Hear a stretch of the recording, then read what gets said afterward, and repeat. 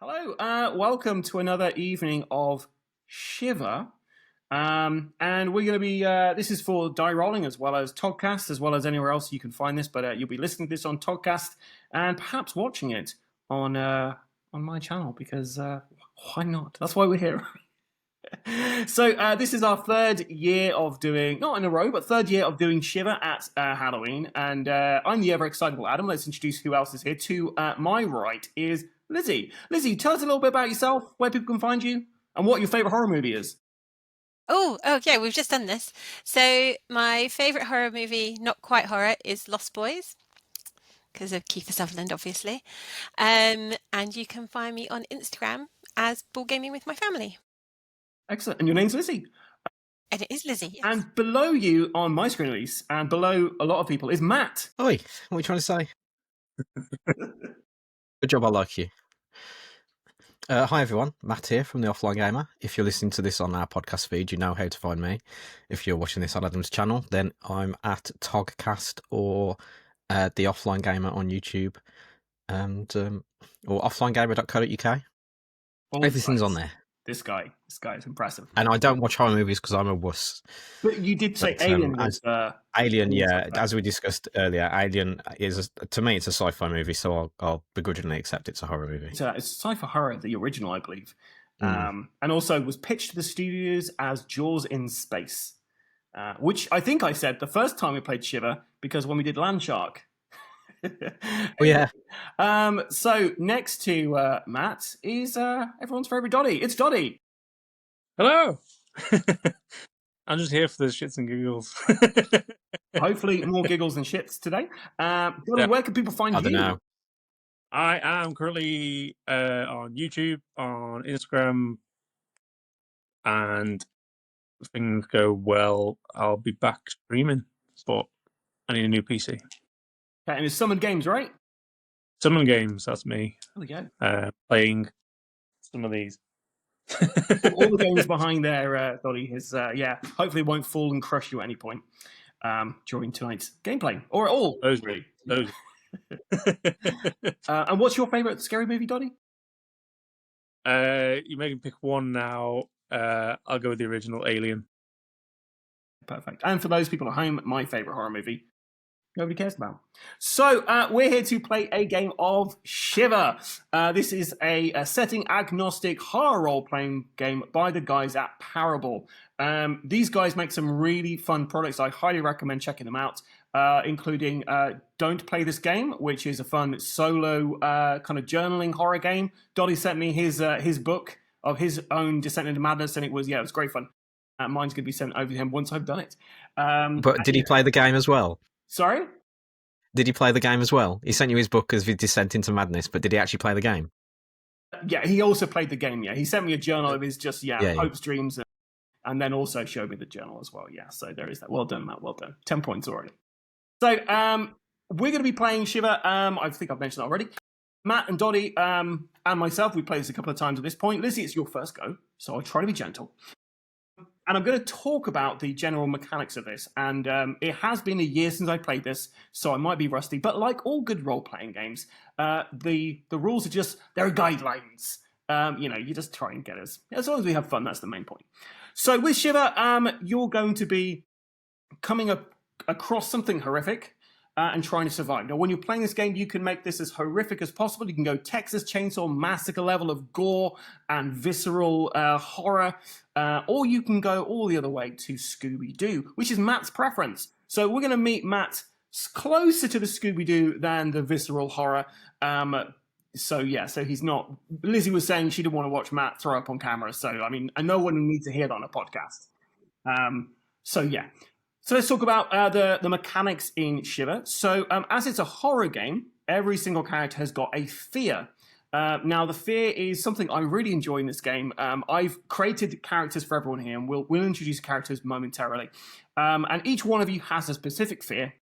And at some point, if you face something which is even remotely like that fear, I can make you roll a fear check. And if you pass, great. If you don't, bad things will happen, and we'll tick along something called the Doom Clock.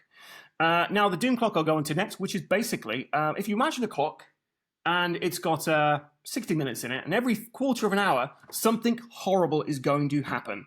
Whenever you're rolling a kind of skill check and you fail and you roll a strange symbol, which is the little kind of eyes on the dice, then that is going to tick the doom track, the doom clock, one step closer to the next event. And yeah, I'll be honest, when we played this game previously, the doom clock's never got that high. I don't know, Dottie, have you ever played this where the doom clock ever gets that high?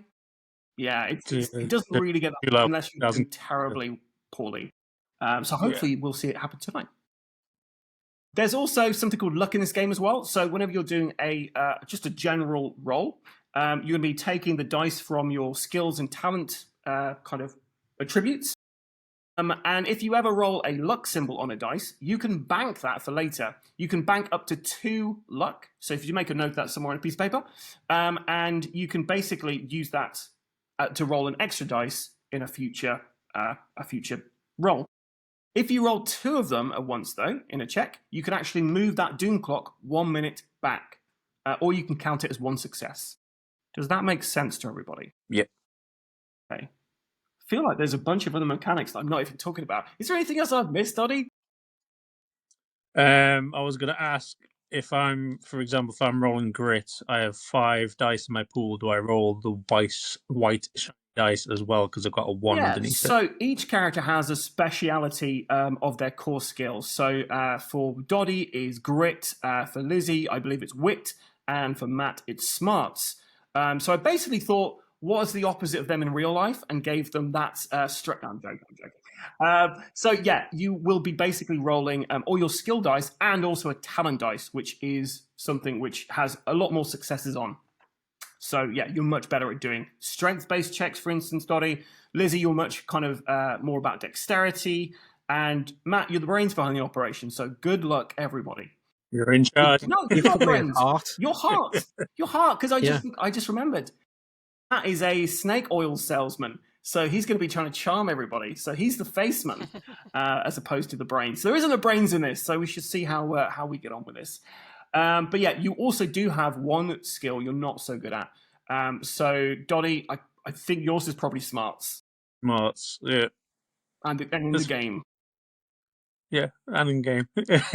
in life and in game. Okay. Yeah, I think that is about it, guys, that I need to go through. So I have the adventure in front of me right now. You're welcome, by the way. And yeah, hopefully we'll get through this in a couple of hours, because Matt's got an early train, and it's a school night for most of us. Unless, like me, you're currently waiting to start a new job. So yeah, you can just... I don't have a bedtime. Okay, is everyone ready? Yep. Any questions at this point? No. Yeah. Are we revealing what our fears are, or are you going to just mention them if the thing happens? We'll get to them when we introduce your characters. Okay. And you can just tell out of character what your deepest, darkest fear is, and I'll also ask you to tell me why that's your fear. A little bit of backstory. So normally when we do Shiver, it's like a movie. However, this one is a bit more like an actual, like a role-playing session. So yeah, we'll see how it goes. So let's begin. Dark Prospects. Expecting some cool music in here at this point.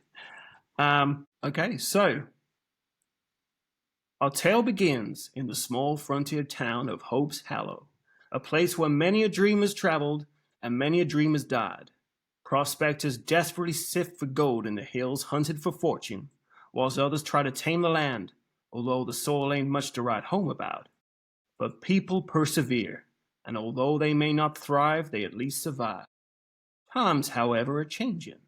Industry has come to Hope's Hollow in the form of Cornwall Consolidated, a large mining operation. But work has suddenly ceased, and the miners have not returned to town in 2 days. All except one, that is.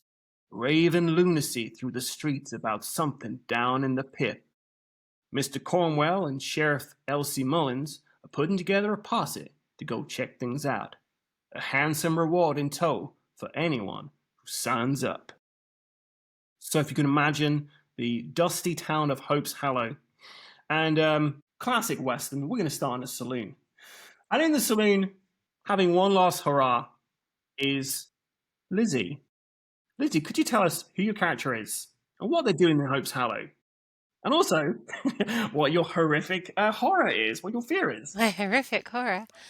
So I am Missy Dubois, and I am a horse thief, and I have a deep fear of deep water, and this stems from falling into a deep lake, one of those ones, you know, where the water fills up in a quarry and it becomes a lake and there's just no bottom to it.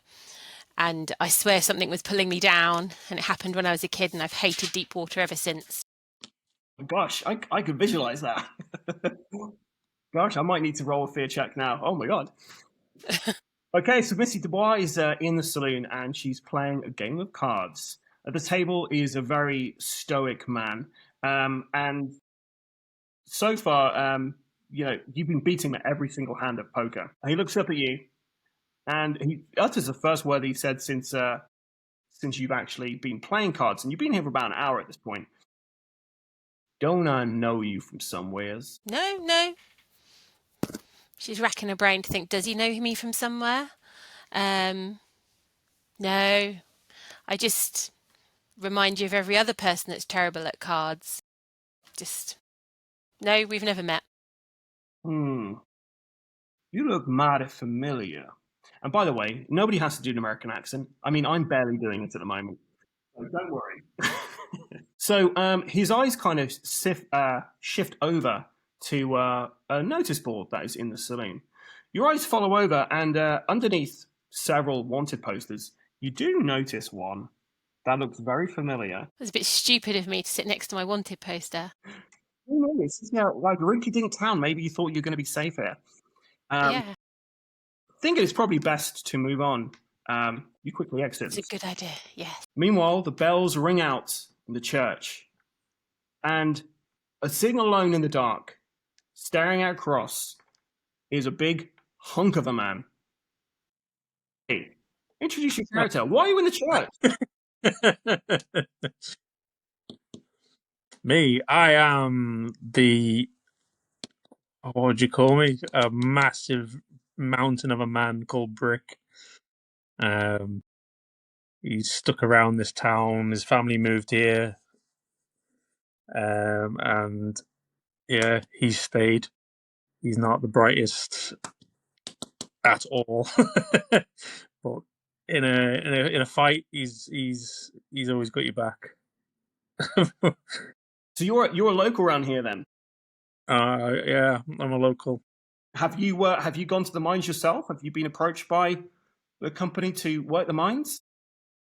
No, I've been to and from carrying supplies. So heavy lugging. If a horse can't do it, I can. Okay, and what's your greatest fear? Oh, snakes, apparently. It would have to be snakes.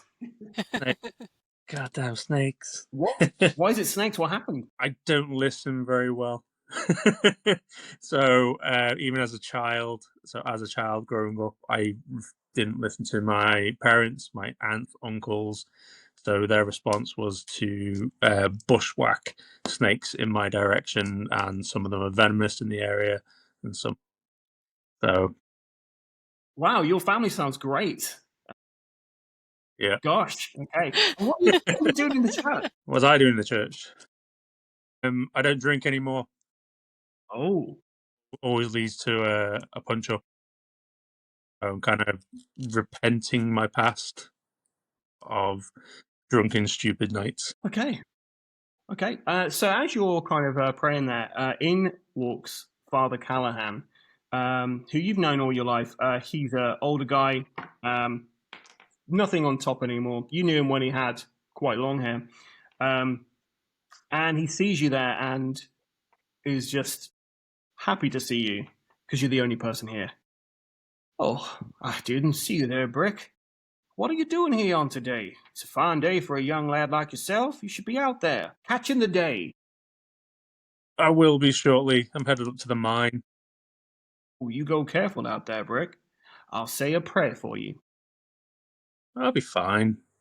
Just quick, easy money. It's not going to get me out of here, but I'll put it towards something. You do that. And say hi to your pa for me. Yeah, Mike. Okay, so Brick leaves the church, and he only just fits through the doors. This is how big of a Hulk this guy is. And then we pass through to the jailhouse.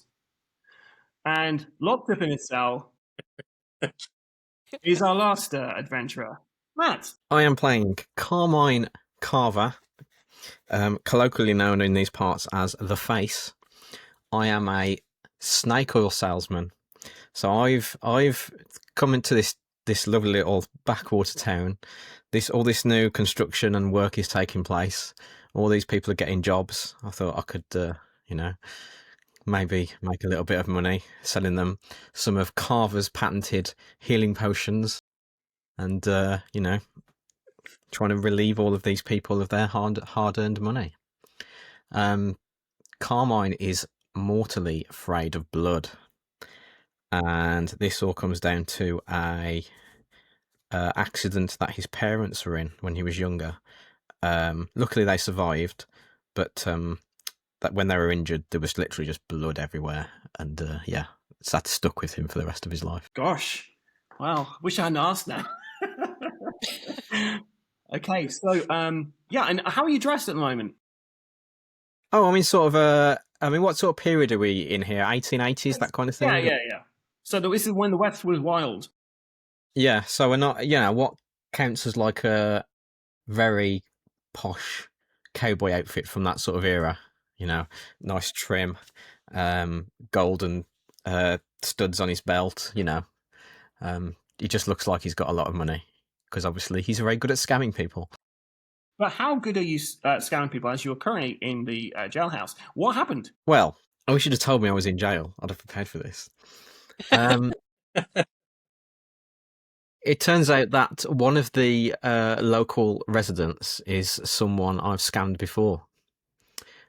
They moved here from another town, and I didn't know they were here. And so, as I was in the process of trying to flog my wares, said person told the local sheriff what a scoundrel I am, and he locked me up, and I guess the marshals are on their way to get me. Okay, because I've left a trail of scams across the Midwest. Fair enough. So you're currently in the cell at the moment. What are you doing to bide your time? Just sitting down, with my thoughts. I've got a little steel mug. Occasionally, I'll go and rattle against the bars to annoy the deputy who's watching me, and just occasionally, try and just sweet talk my way out. But he's not having any of it. Okay, well, so you're kind of sitting there in the cell, and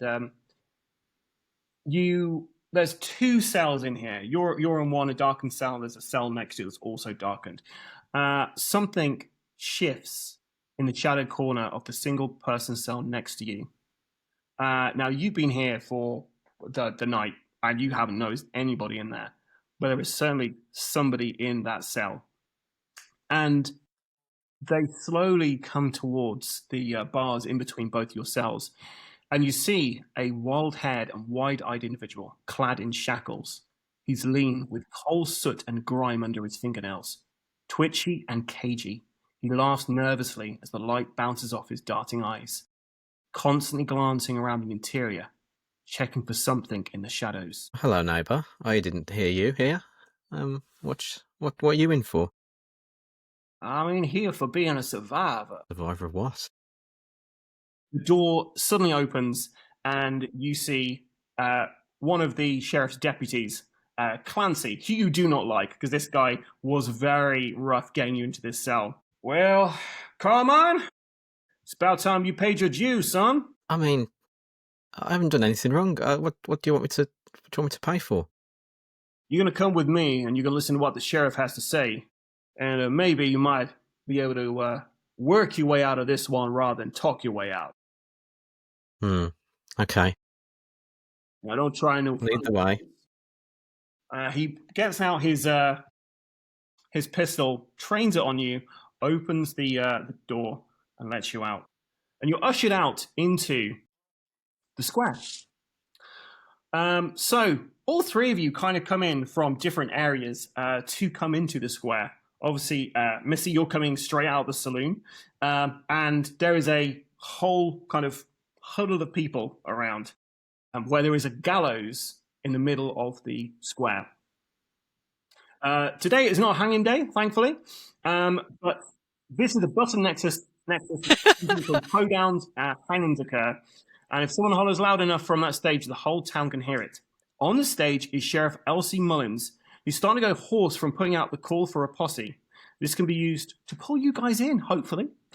So, brave folks of Hope's Hollow, your good sheriff and putting together a posse to head on up to Deadwater Peak. Good, honest work for good, honest folk. Mr. Cornwell has generously offered compensation and transportation for those who do not have their own to join in this venture. As the sheriff looks like she's about to completely lose her voice, a tall, slender figure moves his way through the crowd, which parts ahead of him. He's well dressed in a tailored suit, buttoned tight around his middle.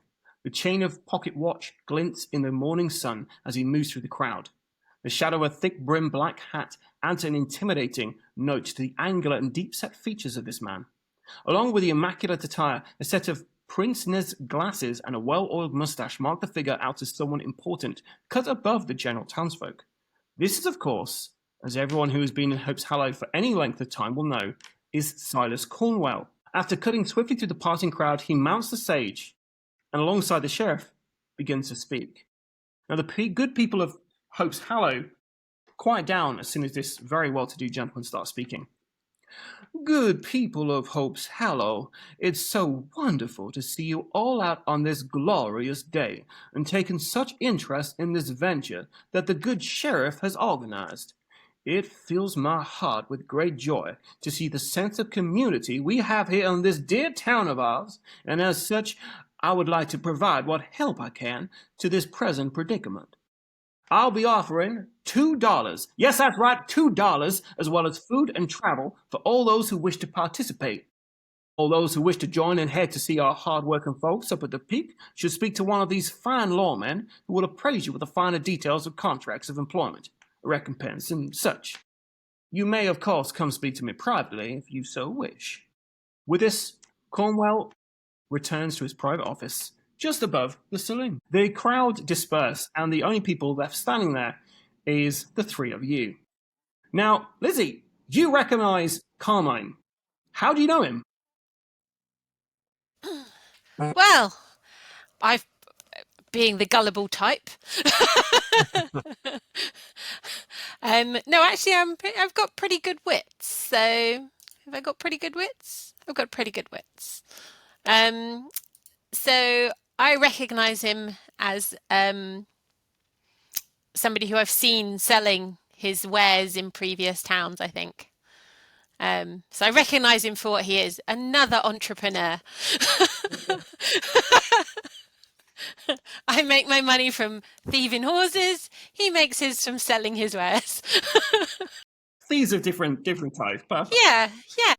Okay. So well, if it isn't Missy Du Bois. Hi, Carmine.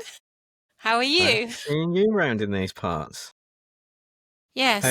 How goes the horse business? Pretty good. Although I did see my likeness up there in the saloon, so I am looking to maybe skedaddle away from this particular vicinity. So I'm thinking about maybe going on this little jaunt. I know exactly what you mean. It's a quick way to get some money.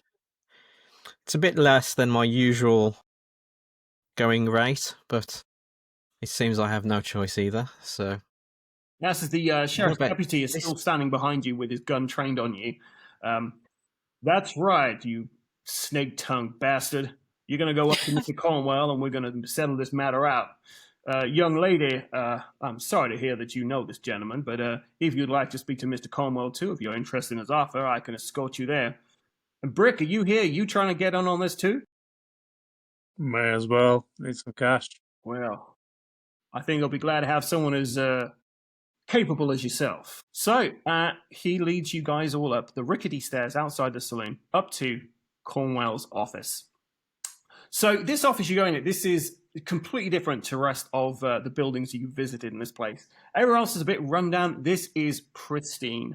There's actually a secretary before you actually get in to see this guy. And his desk is made of, I mean, you don't know what wood it is, but it looks very expensive. The two thieves in the room are eyeing up everything in here. Everything is very expensive. You could probably make a lot of money off this guy. Brick, you're just happy to be here. This guy's employed a lot of your friends. In fact, probably quite a few of your friends are those people who have gone missing up at the mine. So, the sheriff's deputy introduces all of you as best he can.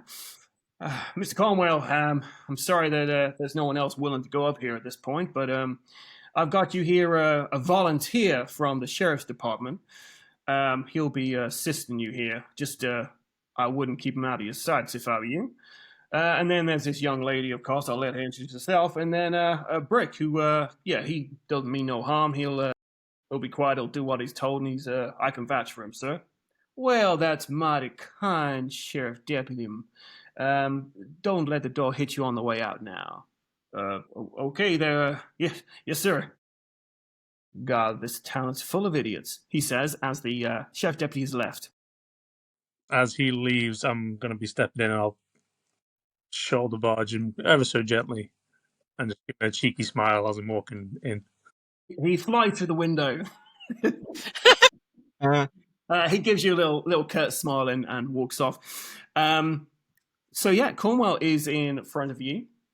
Well, I recognize amongst you people, you two are clearly not from around these parts. Can I ask, where do you hail from, either of you? I hail from out north, from up north, up near the Calgary kind of area. Oh, It's nice and flat. I know it mountains. very well. Whereabouts, exactly? If we don't be specific. Oh yeah, well, I did some ranching for some time up there on that the Wishing Well Ranch. But that was months ago. I've just been, making my way south. Ended up here. Right. Trying to get odd jobs where I can. I think you're painting yourself in a very clear picture here, young lady. And you, sir, you're very well dressed, might I say. Obviously not as well dressed as me, but you clearly like the finer things in life. Well, yes, I'm an honest businessman, sir. I've travelled all the way across the country. I originally hailed from New York City. New York City? Sorry, I couldn't help myself. Well, New York, that's a mighty long way to be down in these parts, but I appreciate your service here. And you, young man, what do they call you? Brick. I like it. It's very straight to the point. Now, you three, assume you're going to be taking me up my offer, going down to Deadwater Peak. Otherwise, this would be a very short adventure. Yeah, I was just going to, sneak off. Well, you will, of course, be accompanied on this expedition to go find these miners by my good man Silas. Now, you hadn't noticed, but in this room, sitting in the corner this entire time, has been a very stoic character who, Missy, you recognize as the guy who recognized you. And he gives you a wry smile and tips his hat. Mr. Silas is my... well, how do I put it? He sorts out all my problems for me. And this is a problem.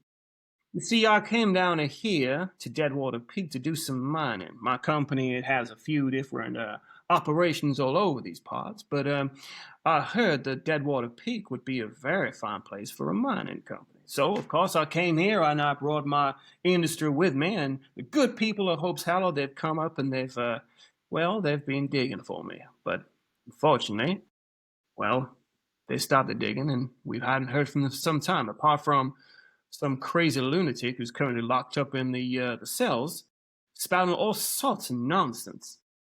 Now, I got 3 conditions to my offer here. Now, my offer is for all 3 of you. I can sweeten the pot a little bit if you do something further for me. Of course, the sheriff and his men shouldn't really know about this, but if we keep it between ourselves, let's say I add an extra, let's say $10 to this endeavor. What is this extra work that needs doing? I like your moxie, young lady.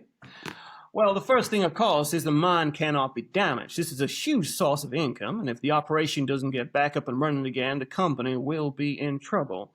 So you need to make sure it stays accessible. There is one elevator shaft into there and out.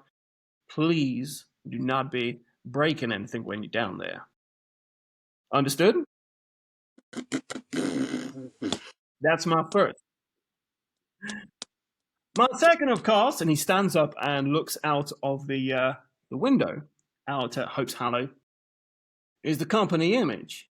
If there's anything in that mine that would, incriminate the company in any way and make Cromwell Consolidated look bad, well, I expect it to be eliminated. This goes for any evidence that might exist, even if it has a pulse. Of course, we're out there to bring these boys back. But company image is everything. People, they can't get lost on the trail, if you catch my meaning. I can always make new friends. I like your style. Finally, Mine's are full of holes. Finally, People could fall in. Probably the most important part of this, and the one that requires the most discretion on your part. If there's some weight to what the miner says, this crazy man of ours in the cell, then we may have unearthed something new and potentially valuable. If you get a sample of whatever it is and bring it back to Hope's Hollow, it could be an investment opportunity, and maybe that $10 you get might be a lot more. Now, of course, you don't need to take me up on any of that. We just need to get those boys back. But like I say, if you're interested in that pot being sweet, Nanny, that's my offer. And that's a 10 extra each, isn't it? I'm just making sure we're not sharing. Of course, young lady. 10 each. Do we have ourselves a deal? I'm just writing stuff I've got not to do and to do. The mine not to be damaged. You got to preserve the company image, and you've got to get some sample products, but only if you want to. Take a look over at the guy in the corner, and I'm like, yes.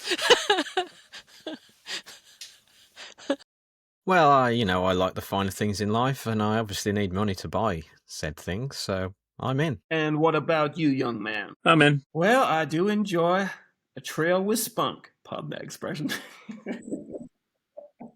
Now, as I say, my man Silas here is going to be coming with you just to make sure that everything goes to plan. We can get you some horses if you don't already have any. I imagine Mr. Boire over here, you can probably find your own horse, but maybe we try and keep things on the up and up here. Silas will meet you outside the saloon in, let's say, an hour. So go get yourself whatever you need, and you'll be up. The trek down to Deadwater Peak takes about a day. So pack your best. And, of course, good luck. I hope to see you very soon. And with that, he returns back to his seat and is no longer interested in having any form of conversation with you. You can ask him any questions or anything else you'd like. Or you can just... I think I would like to go back to the jail and have a chat with this chap in the other cell. Yeah? Okay. Do you guys want to have a little conversation in character before moving on anywhere? Can do, yeah. I'm going to look at the guy in the corner, Silas. I'm going to look and I'm going to look mouth to him and go, "How's the jaw?" Because previously we would have had a little scuffle, me and him. He just has a permanent scowl on his face at you. Well, when I was in the jail cell not too long ago, this fella that they said they saw was in the cell next to me, and he seemed mighty scared. So I think we should go and have a chat with him and see what he knows. It's good. Be nice to know what we're walking into. Okay. Even it is for good money. Okay, I mean, it's like $10 each. That's a lot of money, right? Apparently. $12 in total. Yeah. Okay, so, you walk into... Is everyone going off to this the cell? Yes. I have nowhere else. Okay. So, you go into at the moment you've got free reign around walking around here, so clearly you could just run off if you wanted to, but the adventure would be over a lot quicker, so thanks. Well, I spy an opportunity to make some cash, so I'm not going anywhere. So okay, and especially if there's product in the mine that I may be able to acquire. There is that. Could be very valuable. So you go back into the jailhouse, and you see the deputy sheriff. The sheriff deputy is in there, and he's currently getting some guns together. Oh, you three took him up on his offer then? Yeah, Clancy, we did. Well, I've got you some weapons if you wish, some supplies, all of course from Mr. Cornwell. If you that's why you're here, right? Yes. Very well. You come over here and we can get you all packed up. Yeah, I'm not going to pick a revolver. I'm going for a rifle. So we'll come to all the equipment in a moment. So in the jail cell, you can see this thin guy wearing just long johns. He's got, once again, coal soot and grime still under his fingernails. He's twitching, cagey. He's laughing nervously. He's looking all over the place. And he's just there, grinning away. Well, I sidle up to the bars and hello there again, neighbour. Me and my companions here have got a mission to go up to the mine and rescue the other townsfolk. You said you might know a bit about what's going on up there. Can you do a heart check for me, please? Heart check? I sure can. It's his speciality. Yeah, well, you say that. One success, one strange. Okay, so strange doesn't matter because you got a success and that's all you needed. He lunges at you and manages to grab onto your fine suit and pull you up to the bars. Screams in the dark. They're still down there. Those men, I heard them screaming. They're down there, trapped in the dark like animals with those things. I ran. I fell into another guy. I think it was Jonas. He was covered in some black tar, but it moved and it burned. Got some on my pickaxe, so I dropped it and I continued to run. I got out in that mine shaft, curled up like a ball. As the scream of those men echoed up the shaft. There was a dark shape down there, moving down in the dark as I rose. There weren't no man down there. Something else. Something worse. Whatever we found down there, it just needs to stay buried. With that, he lets go of you and backs off to the cell. Yes, okay. Hey, Deputy, what's this guy's story? Where did you find him? Oh, Cletus over here. One of the guys up at the mines. He's not normally like this. In fact, he was an upstanding member of society until, well, he came out of those mines stark raving mad. You know, I'm no miner myself, but it's probably some kind of gas up there. Did something to his head, but yeah, he's not normally like this. We called for the doc, but it's a town away, so just waiting for him to come up and, well, sort him out. You guys have any further questions for the deranged man in the cell? Sounds like he's lost it. Okay, tempted to pull out a glass bottle of something and offer it to the sheriff to say this will sort him out, but I think discretion is probably not the right time for that yet. Okay, so the sheriff's deputy has a assortment of items that you can take with you. So he's got he's got a couple of pistols. He's got a couple of rifles. What would you like? Your choices are a pistol or a rifle or a mixture. I don't think Carmine's will be a rifle guy, so I'll take a pistol. Yeah, I will go. I'm just having a. I will go with a pistol. Okay. So those with pistols, you just need to write down somewhere that you have 12 ammo for the pistol, and you're going to need to keep track of the ammo in this, guys. And they do 2 piercing damage. Ooh. Break, you want a rifle, right? Yep. Okay, so he hands you a rifle. Get to the rifle section. So you have a hunting rifle, which does 6 PS damage. Okay. Okay, so because it's the Wild West, guys, all weapons the pistols are fine. They're revolvers. But yeah, the hunting rifle will take an action to reload that because you're gonna need to reload it. So you've all got 12 ammo with your weapons. And the sheriff deputy, you ask him what you want. He goes in the back and he hands you over pistols and the hunting rifle. Are we going to assume that the pistols have 12 in the chamber? No, they've got 6 in the chamber already. That's what I thought. You've got 6. So we'd need to reload. I mean, is there any chance of getting like a knife? You know, you can get a knife. The Wild Wild West to get like a decent knife used for hunting and we can get you a knife. Cowboying. Cutting the ropes of horses to liberate them. Ropes, that kind of stuff. I wouldn't be surprised if you've got one already. I probably have, but it'd be nice to ask for another one. Yeah. Okay, so they're giving out free stuff. Oh yeah, true. So, you've got a good knife. Price on the black market. So knife, it does 2 sharp damage. 2 sharp. Goddy, you've got Brick's got a cudgel on him, which does 2 blunt damage. 2 blunt damage, yeah. And Matt, he hands you some rope. Rope, okay. 50 foot of rope, right? 50 foot. Can't go wrong with 50 foot. He's the way, right? Okay.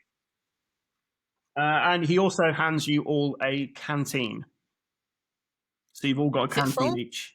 Yep. Any like beef jerky or something for us to nibble on in the mines? Yeah, it's not going to go off. Mix. You can have some trail mix on as well. He's packed it special for you.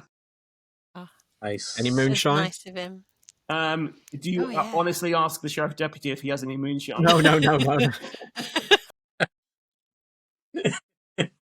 Okay. I'm adding it in. Moonshine. Okay. Right, are you ready to saddle up in the square? Okay, so you guys head out into the bright day, and after a little bit of socializing with each other, getting to know each other a little bit better, an hour has passed, and Silas stands there with 4 horses, or heaths, as the plural should be. He's on a very sinister-looking black horse, which dwarfs everyone else's horses, or heaths. And he's dressed in a long duster. He's got a dark hat. He's the man in black, essentially. This guy does not look friendly. You might have had, the criminals amongst you might have had dealings with people like this before who you generally just get a bad feeling about. And Brick, you've got in a scuffle with this guy, and he was surprisingly strong. Like, you've had, during your drunken brawls and stuff, you've had fights with probably everyone in town. But yeah, this is the only time you actually were scared that you might lose a fight. Yeah. I always I'm going to see Silas as the challenge. Fair enough. Okay. So Silas looks you up and down. You about ready? I'm always ready. Yeah, let's go. Oh, to go. I thought you throw it down. Sorry, I was getting off.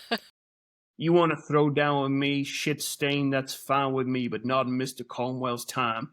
Get your fat ass on this horse. Just nodding my head like, la, la, la, la. Okay, anyone got any questions for Silas? Or are you going to just head out? How long will it take us to get there? Good day to get there. I got some camping supplies so we can hole up for the night. If you get cold, I'll keep you warm. Gosh, that was creepy. Ooh. Yeah. Don't like that. You're next to the fire. Die Rollin. Yeah. So the 3 of you get on your horses.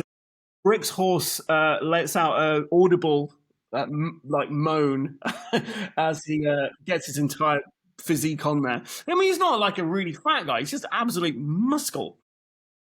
And the horses kick up dust as you ride out of Hope's Hollow, heading up the trail towards the looming crags of Deadwater Peak. The dusty plains soon give way to the shadowy mountain forest as you begin to ascend towards the mining site. The ride is long and hard. This time, Who's going to be passing this point? What do you guys talk about? So, Brick, start a conversation with your new pals. Well, I was going to say I've probably tried to get any information out of Brick, but I get the impression he's not very chatty. Well, he said he was going to make some new friends, so it's a perfect opportunity. Matt, yeah, you are the Snake Horseman, the charmer here. So yeah, you start a conversation. Yeah. So, big fella, how long you been living around these parts? Since I was a very, very young kid. Ah, what did your mommy and pappy do? They got by, let's say. And I sort of lean my horse over towards Miss and go, he's going to be a tough nut to crack this one. Believe in you. You paved the way for me. Dear. So as you ride up, obviously some tumbleweed goes by in this conversation. Yeah. It gets dark fairly soon, and Silas puts his arm up, his hand, to halt you. We're going to camp here for the night. There's a good view of the range. No one can sneak up on us. I'll pitch tents. Who can start a fire? I'm going to take one more foot forwards and go, here's a better spot. Oh shit. He just scowls at you and gets off and throws the kind of camping equipment at you. You set up then, shit stain. Yes, ma'am. Wow. Missy's like going, oh god. Missy, can you do a smarts check for me, please? Get to use the app. Yeah, I did. I did not get anything. It's strange. No, I rolled. I have 3, and I rolled a heart and 2 fists. Okay, perfect. So I think fine, nothing to worry about. Who knows what that was then? As night falls, it's Silas's turn to keep watch, and lets you guys all nod off with the fire. Who's the first one of you guys to wake up? I'm probably used to being outside, so I think I'd probably attuned to the normal noises of the outside. So if there's anything amiss, I think I'd naturally wake up. I think that's a really good reason why you wake up to see the fire out. No sign of Silas. But you do hear the telltale signs of wolves. Yeah. First thing will be to wake the other 2 up. Could you do a witch check for me, please? Wits. You should be better at this, right? Okay. 1 success and 1 strange. Okay, strange don't matter because you just succeeded. So you spot 3 wolves slowly on the haunches coming towards you. Kick the other 2, get the guns out. Okay, yeah, you guys wake up. A crack of twigs whisper from the forest, a scattering of birds from the surrounding trees, breaking the clopping repetition of horse hooves in the distance.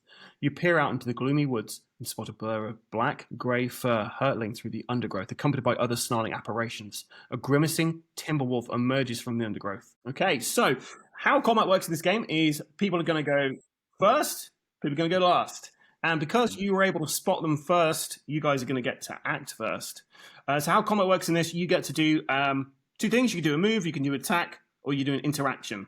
Interaction will also be reloading, and anything else you can think of that you want to try out. And feel free to be have as much fun as this as you like.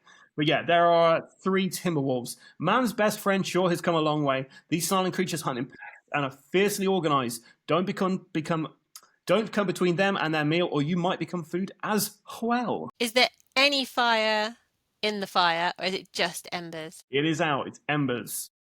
Embers. Okay. Are the other 2 awake now? Yeah. Everyone's up. Kick to the head. Wolves. That way. I mean, I'm not exactly a fighter, what's so what's I'm the sort distance? of like shakily. Okay, so they are kind of medium distance away from you at this point. So about, I don't know, 15 feet away. Close enough to shoot, isn't it? Well, yeah, they're in firing range. Good. Okay, so yeah, shoot the big one. Okay, so you're doing a wits roll for your pistol action. So just roll a wits for me. I have got 1 success. Okay. Any luck? I can spend a luck. If you have any luck, you can bank it for later to roll additional dice. No, there's no luck. Okay. You hit it and you clip it. So yeah, it kind of reels in pain. Oh, that's my wolf noise as you hit Terry the wolf. Okay. Matt, you're next. What do you want to do? Well, I'm going to do the same. I'm just going to follow suit because I've got no sort of tactical, skills at all. Can you do a wit roll for me? And are you which wolf are you attacking? The same one that Same one, yeah. Yeah. I got 2 success and 1 strange. Okay, this makes this next bit really sick. Then 2 success is pretty good. 2 success is great. The gun clicks. You realise the deputy has given you a dead weapon. Oh. Didn't like you. I feel really shitty doing that. It's not even. I made that up. It's not even here. Okay, so why do you always have it in for me on these games, Adam? So that was your attack action. You have an interact and a move action left. Would you like to do anything else? I'm going to just dive for the ground. Okay, so you're hiding in your sleep sack. Okay, right, Brick will step in front of the two with his rifle. I should have told you Silas is a bit of a coward. Take a shot with his rifle. Okay, that's a wit roll. I don't want to do it, roll. Oh God, what's wit relying on? Blues. Oh, blues? No. None. Did you get any strange? If it was all yellow, I'd be good. One time your smarts come in handy, but no, didn't it work out for you? No. 3 smarts. Okay. And no luck? No strange? No, all 3 smarts. Okay, so unfortunately, just goes wild. And the first wolf comes in and goes straight for Lizzie, because why wouldn't it? And you definitely dodge out the way. This thing goes past you. Matt, you feel your foot grabbed, and you start getting dragged away by one of the wolves, and then the last wolf just sinks its teeth into your arm, Dottie, making you drop your rifle, and you take 1 damage from it. And it's still kind of on your arm. Wait, I'm tough. You're good. Right, Lizzie.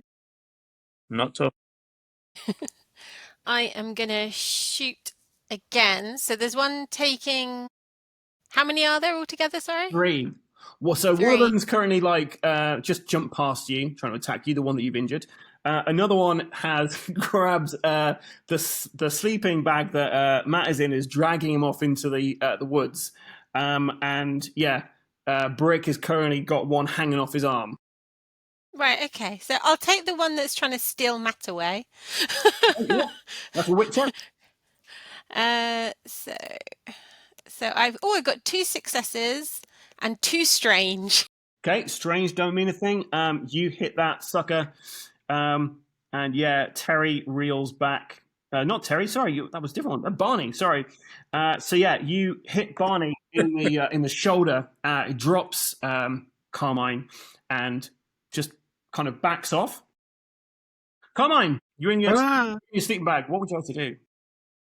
I mean, I'm going to yell that that damn sheriff gave me a hickey gun, or whatever the relevant phrase would be in the Old West, and just crawl away, crawl out the sleeping bag and head for the tent. Okay, yeah. So you hide. Perfect. Yeah. I can do. Can you do a wit roll for me? A wit roll, yeah. 0 successes, 0 strange. Okay, so you trip on a on a stick trying to get into the tent. You're not quite. Never mind. In there yet. Brick, there's a wolf hanging off your arm. I'll just say never liked guns anyway. We're doing this. So if you want to fight hand to hand, you can use your cudgel you've got, or you can use your bare hands if you want to. It's a grit roll either way. I'm bare. Can you use your bare hands to fight a wolf? Oh yeah. This guy. 3. I gain a skill die once per combat round if I was attacked. Okay, so you gain 1. I will. That's a lot of dice from the sounds of it. That's a lot of dice. I fail this, I'm rubbish. 2 success. What's the star for? Oh, star's a success as well, isn't it? So 3 success. You know what? 4 success, and I'm going to bank one. Okay, well, in that case, poor old Larry the Wolf. I'm saying at this point, you literally rip the thing in half. And just, sorry, Matt, blood starts all over your face. And just because I enjoy a little comedy, the gore falls out on the floor in front of Carmine, who, if everyone remembers, seems to have some form of fear about blood. I mean, at the moment, he's quite fearful anyway, right? Yeah, I'm just going to keep scrabbling away. Okay, so I'm going to need you to do a fear check for me, Matt. So it's a strange check, please. Check, okay. 1 success, 1 strange. What does that mean? I guess that's a good thing. So yeah, although this is terrifying because it's blood, it's still a bit dark, so you can't quite make it out. And also, you're just glad one of those things is dead. So Lizzie, the one that you injured, it leaps at you, but just goes past you. The one that you injured just now is trying to grab Matt, runs away, just out it. Yay. Limping off into the dark.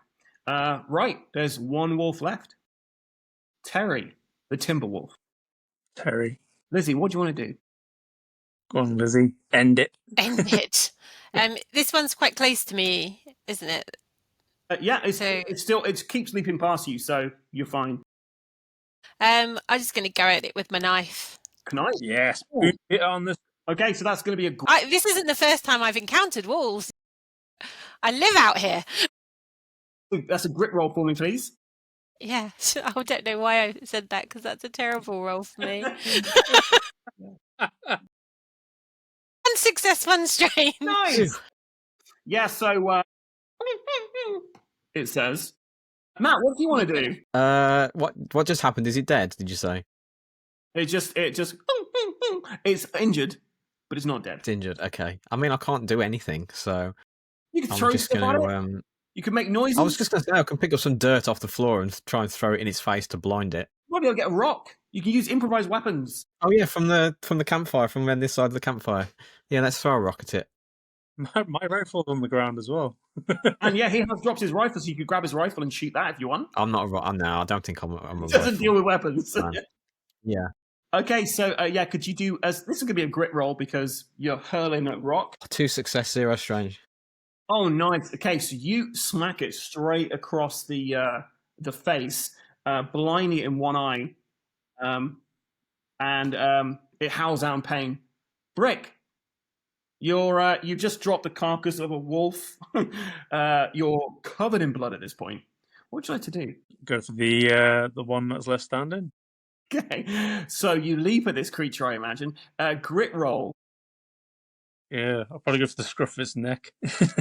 While Daddy's doing the roll, I've got another terrible joke that I've just thought of. There we go. Adam, he said he dropped the carcass. What did he drop the carcass on? It's a board game. There we go. Board game fun. I have 1 success and 4 strange. Wow. It's fine. Don't worry. You succeed. So yeah, that could have been really bad for you guys. But yeah. So now, could you describe what you're doing to the wolf? It's gotta be the King Kong style. Go by its jaw and just pull it back like puppy. Jesus. Yeah. So everyone hears a big crack as the jaws of the thing just snap, and it dies. And you're now standing in the dark. Dottie's absolutely covered in blood. Carmine, you're standing there. Well, you're on the floor still. No, you're standing up now. And Lizzie, yeah, you. I've never seen a wolf like. Yeah, impressive. You guys hear some horse hoofs approaching. Horse hoofs? What's that called? Yeah, hooves. Yeah, Zeus. coconuts. And yeah, you see Silas coming out of from ahead. Everything all right? Yes, thank you for keeping watch while we slept. Some wolves tried to come and nuzzle us in our sleep. Nothing you can't handle. What are you talking about? What are you talking about? I was defenseless. That damn sheriff at that damn deputy at the town gave me a gun that doesn't work. Poor man who doesn't check his weapons before going out. Do you need a backup? I'm going to retrieve my rifle. Lizzie, I'm gonna take- can you do? Sorry, Lizzie, can you do a smarts check for me as Brick picks up his rifle? Success of 1, and I've got a green one. Does that mean I can add a luck You can bank a luck to bank it? So next time you're doing a roll, you can add a dice to that roll. Okay, so yeah, you notice as soon as Brick goes for the hunting rifle, you notice that Silas actually, his hands go to his guns. But he doesn't do anything about it. Sorry, Matt, what were you saying? I was going to offer to give Lizzie 2. How many bullets did she use? Was it 3? 2 or 3? I shot twice. Twice, yeah. I was going to say I've knocked off 2. Okay, I'm gonna try and figure out what's wrong with my gun. But while I'm doing that, I'm gonna replace Lizzie's ammo that she's used up. Because at the moment, it's no use to me. Matt's on 10 and Dottie's on 11. Not that I'm counting. Oh yeah. And yeah, can I try and inspect the gun and see if I can figure out what's wrong with it? Yeah, do a smarts check for me, please. 0 and 1 strange. Oh, nice. Okay, so that means the doom clock has ticked up 1 step. You're welcome. Nice. As you try to understand the mechanisms here, it slices your hand. You take 1 damage. And you see the blood. No, I'm joking. Yeah. Okay, so Missy's going to go, I don't think you should touch the gun anymore. I'm just going to take it away. I'm just going to, yeah. I'm going to put it in my pocket. I'm going to use one of the wolves that's not caping blood to wipe as much blood off me as I can on the wolf. okay, I mean, there's probably like cloth or something you could use, but if you'd like to, I'll use Silas's bedding. Yeah, of course. so you do that. Silas watches you the entire time. You also notice that his hand is very close to his waist as he watches you do it. After you are you staring at him in the face as you do it? Yes. So as you wipe the blood off on his cotton boots, We settle this with fist guns. it's time to break camp. Let's go. And he watches the 3 of you pack everything away, not offering to help you because what a bastard. I'm just glad I don't have to do any creepy stuff with him and let's see.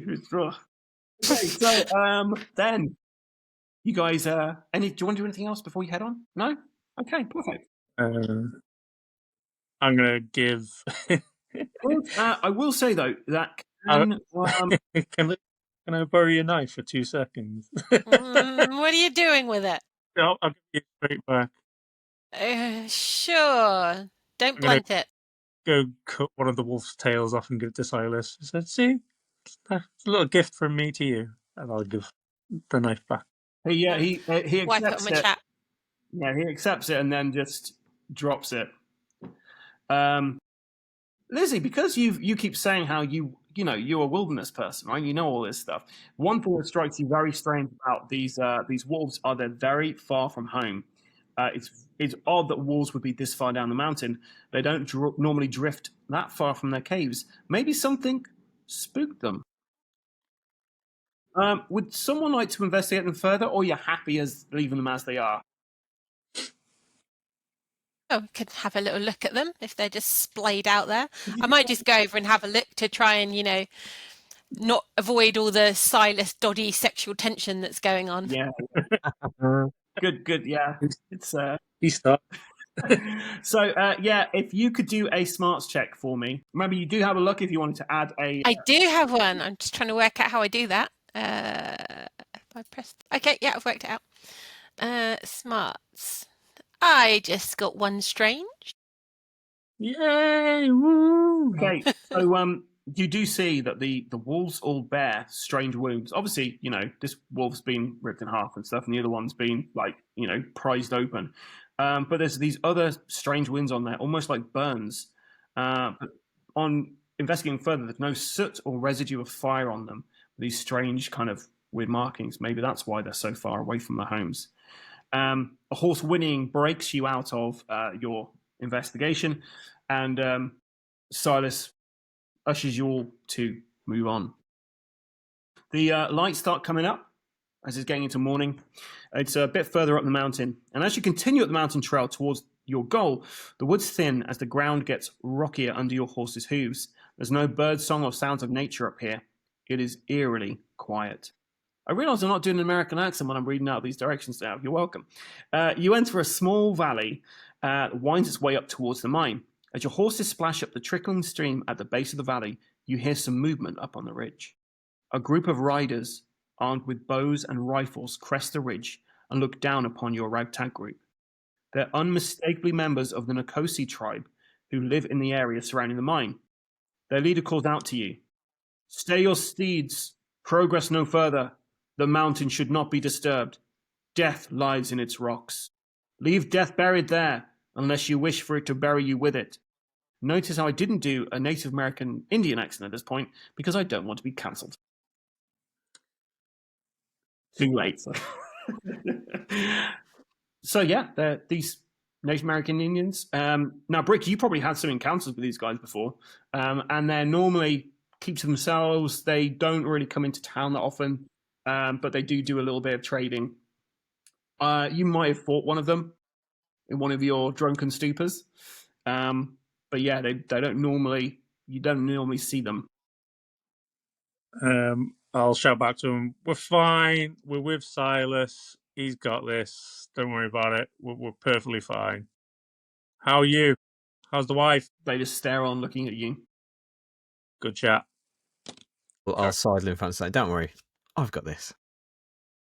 Hey there, guys. We're coming up this lovely mountain, or up? Yeah, we're going up the mountain, aren't we? I don't even know what we're doing. To investigate what's going on, and if we find anything nice, we might bring a little bit back for you to sweeten the deal. So how's about letting us past and just also, if you know anything about what's going on up there, just letting us know. Do a heart check for me. This better be good. 1 and 1. Okay. They just shake their heads, and they saddle away. So they're on a ridge. They're not blocking your progress. They're just warning you. Yeah. You say you got a strange? Okay. Yeah. It's ticked it up. Okay. So, after making your way through the forest and the treacherous mountain pass, you arrive at Deadwater Peak. You trudge up the narrow mountain pass until you reach the lip of a large pit. A weather-battered sign reads, Deadwater Mine, property of Cornwell Consolidated. Trespassers will be shot. The pit is a sight to behold. Covered in soot and grime, the pit operation is exposed to the elements. A few hastily built workers' shacks are clustered together like nervous cattle on the west side of the pit. The east side houses a sturdier building, a foreman's office perhaps? The southern edge below appears to be a store for mined goods and processing, whilst the northern edge appears to be a secure store for mining equipment. At the pit centre is a large mechanical construct with a rickety-looking elevator sitting at its centre. So you've got a bunkhouse, a foreman's office, a secure store for the processing area, or the elevator shaft. 5 different areas you can go and explore. Bunkhouse. Bunkhouse, whole lot of fun, prizes.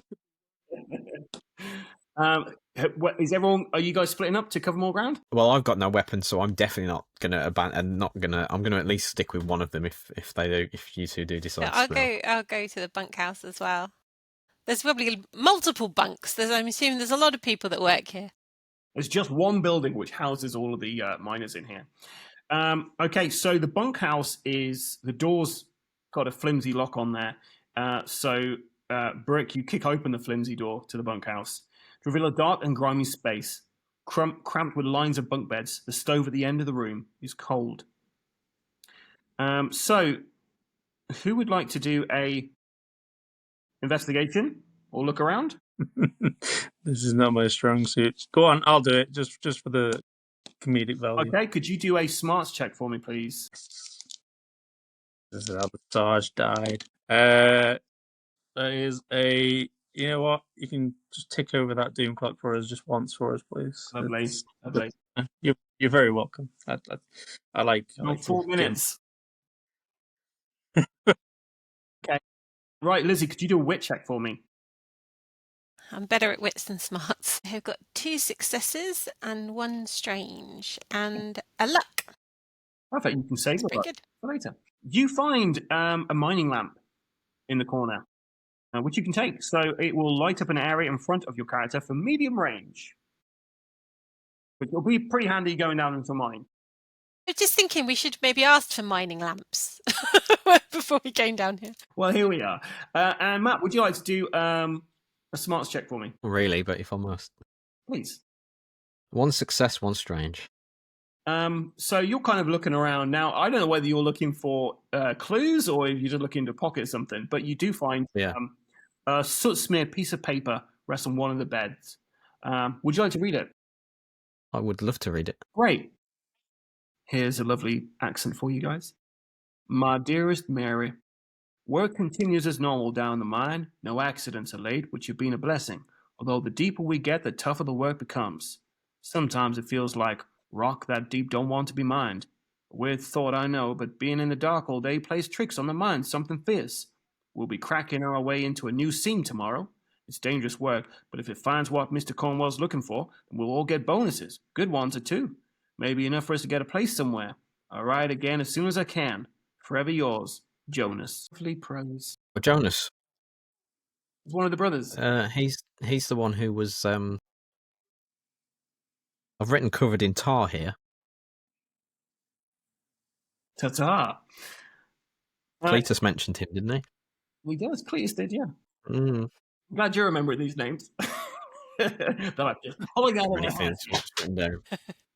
Okay, so yeah, there's nothing else in here, guys. Should we go to the store? Maybe there's more lamps? So you've got a foreman's office, there's a secure store, there's a processing area, and the elevator shaft. Yeah, storeroom, secure store. Okay. So as you go outside, Matt, could you do a smarts check for me? Me? Interesting. 1 success, 1 strange again. Okay, you notice Silas is... Oh, the horses are all up there, but Silas isn't here. He's gone. So he's clearly looking somewhere as well. So, the secure store. The structure built of heavy wood and metal bars sits at the north edge of the pit, sunken into the mud slightly with its immense weight. Mining tools, blasting materials, and other sacks of goods lie locked up behind the heavy bars and a weighty padlock, away from thieves and bandits. So, do you want to try and get in there, guys? I think I can pick locks. I think that's one of my things. Try a wit check for me. Yeah, I add 1 plus talent dice for wit check. Yes, that's one of the nicer dice. How do I do that on the... You just add the number. You just add 1 to the number in the oval, don't you? Oh, okay, yeah. So I've already got that in there, so that's fine. There's already a 1 under the oval. Yeah, you need a... Is this an extra one? Yeah. So because wits is your best ability, you get a talent dice every time. I got 5 successes. Wow. That's weird. It's because I got 2 stars. Yeah.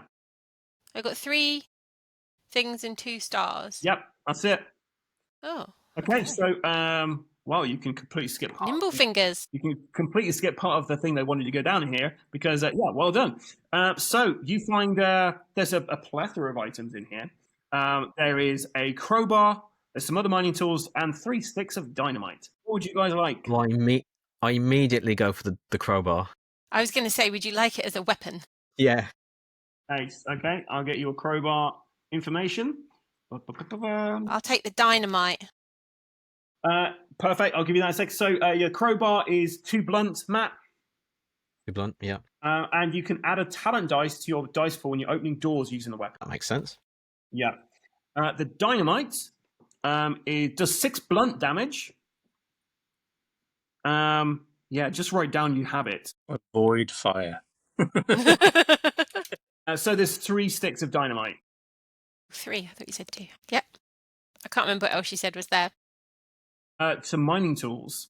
There's some pickaxes in there. There's some more rope in there. There's no lanterns or anything in there, though. That's essentially it. And other mining stuff, you don't know what it is because I don't have that knowledge as a human being to describe it to you. And it's not listed in here. Okay. I don't have any knowledge of mining either. Where do you want to go to now, guys? So there is the foreman's office to the east and the processing to the south. And the elevator shaft. So we do the foreman's office. Processing. Yeah, why not? Has Silas appeared while we've been... Can you do a smart check? No, sorry, that's a wits check, sorry. So you'll be good at this, yeah. No successes, 2 strange and a luck. Bang that luck. Lovely. Well, that doom clock's looking healthy. So the building contains the foreman's quarters. It's a much more stable construction than those that house the rest of the miners. The solid door opens with a creak, revealing a suitably spacious room with a cot and bedside table off to one side. In front of the door, a desk has been set up, not much more than a work table, but the dressing of neatly arranged pens, papers, and ornaments suggests an effort to raise it above its situation. Who would like to do a search? Would all 3 of you like to have a little search? Okay, Matt, as you said, why not first? Can you do a wit check for me? Yep. 0 success, 0 strain. Perfect. So you find nothing. Absolutely. Lizzie? Wits? 0 successes, 2 strange and a luck. Okay. Dottie, would you like to complete this trio off with a lovely wits check for me? A wit check. And add some more strain to the dice. Nothing. I got 2 luck though. I'll bank one of those. That's me maxed out on my luck. With the 2 luck, if you roll 2 luck in one go, you can count as a success. Okay. Wow. So you investigate the area, you reveal there's some letters on the desk, a locked bedside table, and you also notice a revolver under the pillow on the cot. Just because Brick is blunt, I was just going to go, calm mind, think fast, and just lob the revolver at him. I won't. I'll just put it right in his face. Yeah, I'll try this one. Yeah, I'll try this one. So Matty hands you a new revolver. Hey, I'll transfer my bullets. This revolver. Hopefully they're the same. They're the right type. Yeah, the right caliber. Just for purposes of this. There's no ammo in there already, so you got to load the whole thing up. And there's a locked drawer. And there's a letter. Will my crowbar be useful on the locked drawer? You've said doors, but you can give it a go. If you're trying to pry it open. Yeah. Just see him there. Yeah. Well, yeah. Do you remember about not damaging property? Was one of the things that Cornwell asked you to do. No one's going to know. They won't know it was us. Yeah. When you got here, yeah, right? exactly. It's place is messed up already. We found it that way. Yeah. So what? Said, don't damage the mine. He said he didn't say anything about the. Yeah. True that. Technicalities. Is that wit? Yeah. No, it's a grit check using a crowbar. Grit, and I can add an extra die. Yes. So is that just a talent die? It's 1 talent die. Yeah. Yeah. Okay. Which is better for the strange. That didn't help me. Yeah. You're like this. I got 1 strange. This is exciting stuff. It's really going up there. Time is ticking by. Okay, so you try. It's not budging. There is a locked drawer and a letter, or you could leave. Pass the letter to someone who can read. Someone who can read better than me, and then I'm going to take the crowbar from Carmine. Like, you're doing it wrong. Yeah, fine. I've got a gun now. I'm happy to give you the crowbar. Have you got space for the crowbar though? Somewhere. He's got enough. So yeah, you can have a crowbar now, Dottie. It gives you +1 talent dice when you're opening doors. Do a grit roll for me. Missy's there. Missy Dubois is there. Like, guys, I could just pick the lock of this. It's fine. I'll let them do their thing with the crowbar. 1 success. There is strange in there. There's 2, but there's 1 success. Okay, yeah. So you open it up, and 2 things spill out. It just absolutely flies out. There is a silver key, like one for like a padlock, and then there is a glass jar. Lizzie, can you do a wit check for me? Because this thing's flying up in the air. Can you catch it in time? I'll add some luck. Good idea. Oh, I didn't need to. 4 successes. Okay, so you just grab it straight away, and you hear a kind of like a clattering inside. Looking inside the glass jar, you see a black, almost purplish kind of hues on this rock. So it's not like a rock you've ever seen before, but it looks kind of like coal, but it looks really valuable. The more you look at it, the more, it just looks really precious and valuable. I'm going to give it to Carmine. I feel like he would be better at appraising something. Could you do a strange roll for me, please? Yeah. Who, me? Yeah, you. Oh, okay. Okay. Don't touch shiny things. I got a luck, but that is all. Okay. Yeah, you don't want to give it to anybody else. This is too valuable. I mean, you can look at this, but you're not allowed to touch it. Like, I'll hold it so you can look at it. Matt, you see this rock. It's black. It's kind of got purplish hues. It kind of shines weird. There's no real light in. There's light in the room, but there's not loads of light. But there's a kind of weird glow to it. It looks really valuable. Can we assume I've got one of those little eyepieces to inspect it? Yeah, of course, yeah. You pull that out. Yeah. Could you do a strange check for me? Every time he tries to get closer to it, I move it slightly away. Like, I don't really want you to be near it. Yeah. Too close. I'm getting 0. So. Okay, you have no idea what it is, but it's really valuable. Like, this is more than $10, $12 you're getting off Cornwell. I'm already scheming. Yeah, he's found something here. Okay, and there's who's got the letter? Who wants to read the letter? Or nobody? I'll read the letter. Oh, lovely. I'll read it. Seeing as you're so anxious for us to do it. No, let's just leave. Let's not read the very important piece of... Set it alight and leave. I get to do another American accent. Just try different voices. Irene, I do not wish to concern you, but things are not well here at the peak. We have had more and more incidents the deeper we have dug. Men coming away with injuries I've never seen in all my years. Others raving about seeing shapes in the dark. The whole site is on edge, and even the promise of extra prey from Mr. Cornwell hasn't shifted the mood. I've written Mr. Cornwell directly to ask for more supplies and men, but he told me we must work. We told me work must finish on time, or it's my head. Clearly, he'd written words and then scrapped them out there, which is why I was stuttering. Well, I've stowed away some of our earlier findings for safekeeping. That way, if he doesn't pay for some of those findings, might not be so found. The faster this job is over and I can finally retire, the better. I'll be home soon. Horace. Guys, you've just got the processing area and the elevator shaft left. Are you guys exiting the? Right, Yeah. So you don't smash the vial or whatever you got the jar. What we used to do with the fireflies, we used to catch as kids. We used to put it inside a pillow. If the pillow is just filled with feathers, you can put that inside of the pillow. Good idea. You want to put it in a pillow? If we got any... Oh, we can go back to the bunk and get a pillow. There's one there. Oh, okay, yeah. Had a revolver under it. Oh, yeah. So you fashion together a crude holding thing for this. Yes.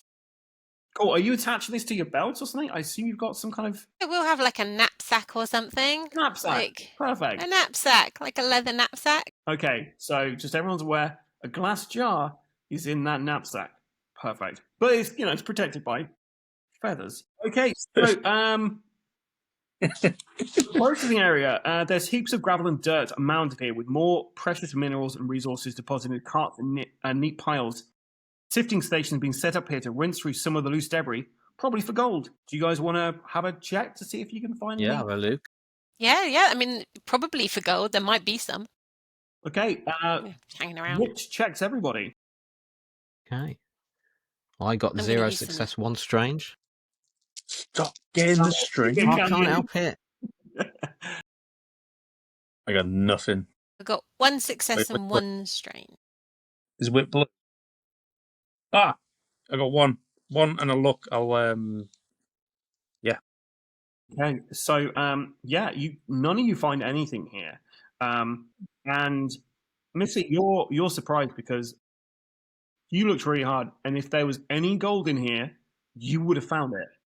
So either they're storing the gold elsewhere, or there is no gold in this gold mine. Weird. Or Silas got there before us. Maybe sneaky Silas. Speaking of which, you Sneaky hear a Silas. cough, and standing by the elevator shaft is Silas. You have done Yeah, where Where you did been? you get to? looking for survivors. Mm-hmm. Really? Yeah, really. So this gold mine, has it been particularly lucrative? There doesn't seem to be a lot of gold. We're just here to find these miners. That's all. This Missy, can I have the letter, please? Mine had. Oh, Carmine, may I have the letter, please? Of course. I'll pass it to Silas. Put it. No, not pass it. No, not past it. I'm gonna put it on his chest. Quite aggressively, like protect the company, yeah, and then carry on walking because there was something. Yep. Amazing.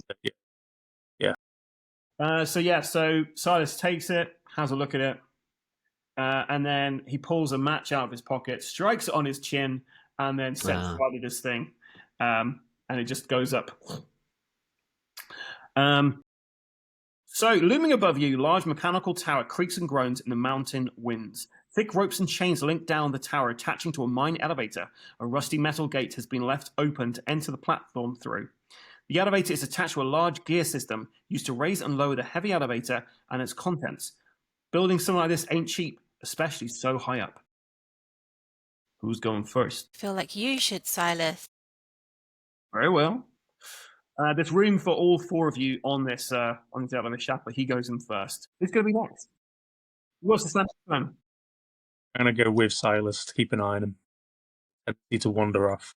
Okay, so as soon as you step on their brick, the elevator shudders slightly. Yeah. Buoyancy with Silas in there, like. Do you want to go next, Carmine? Yeah, I'll gingerly step into the. So as you gingerly step on there, you hear an almighty creak. Okay.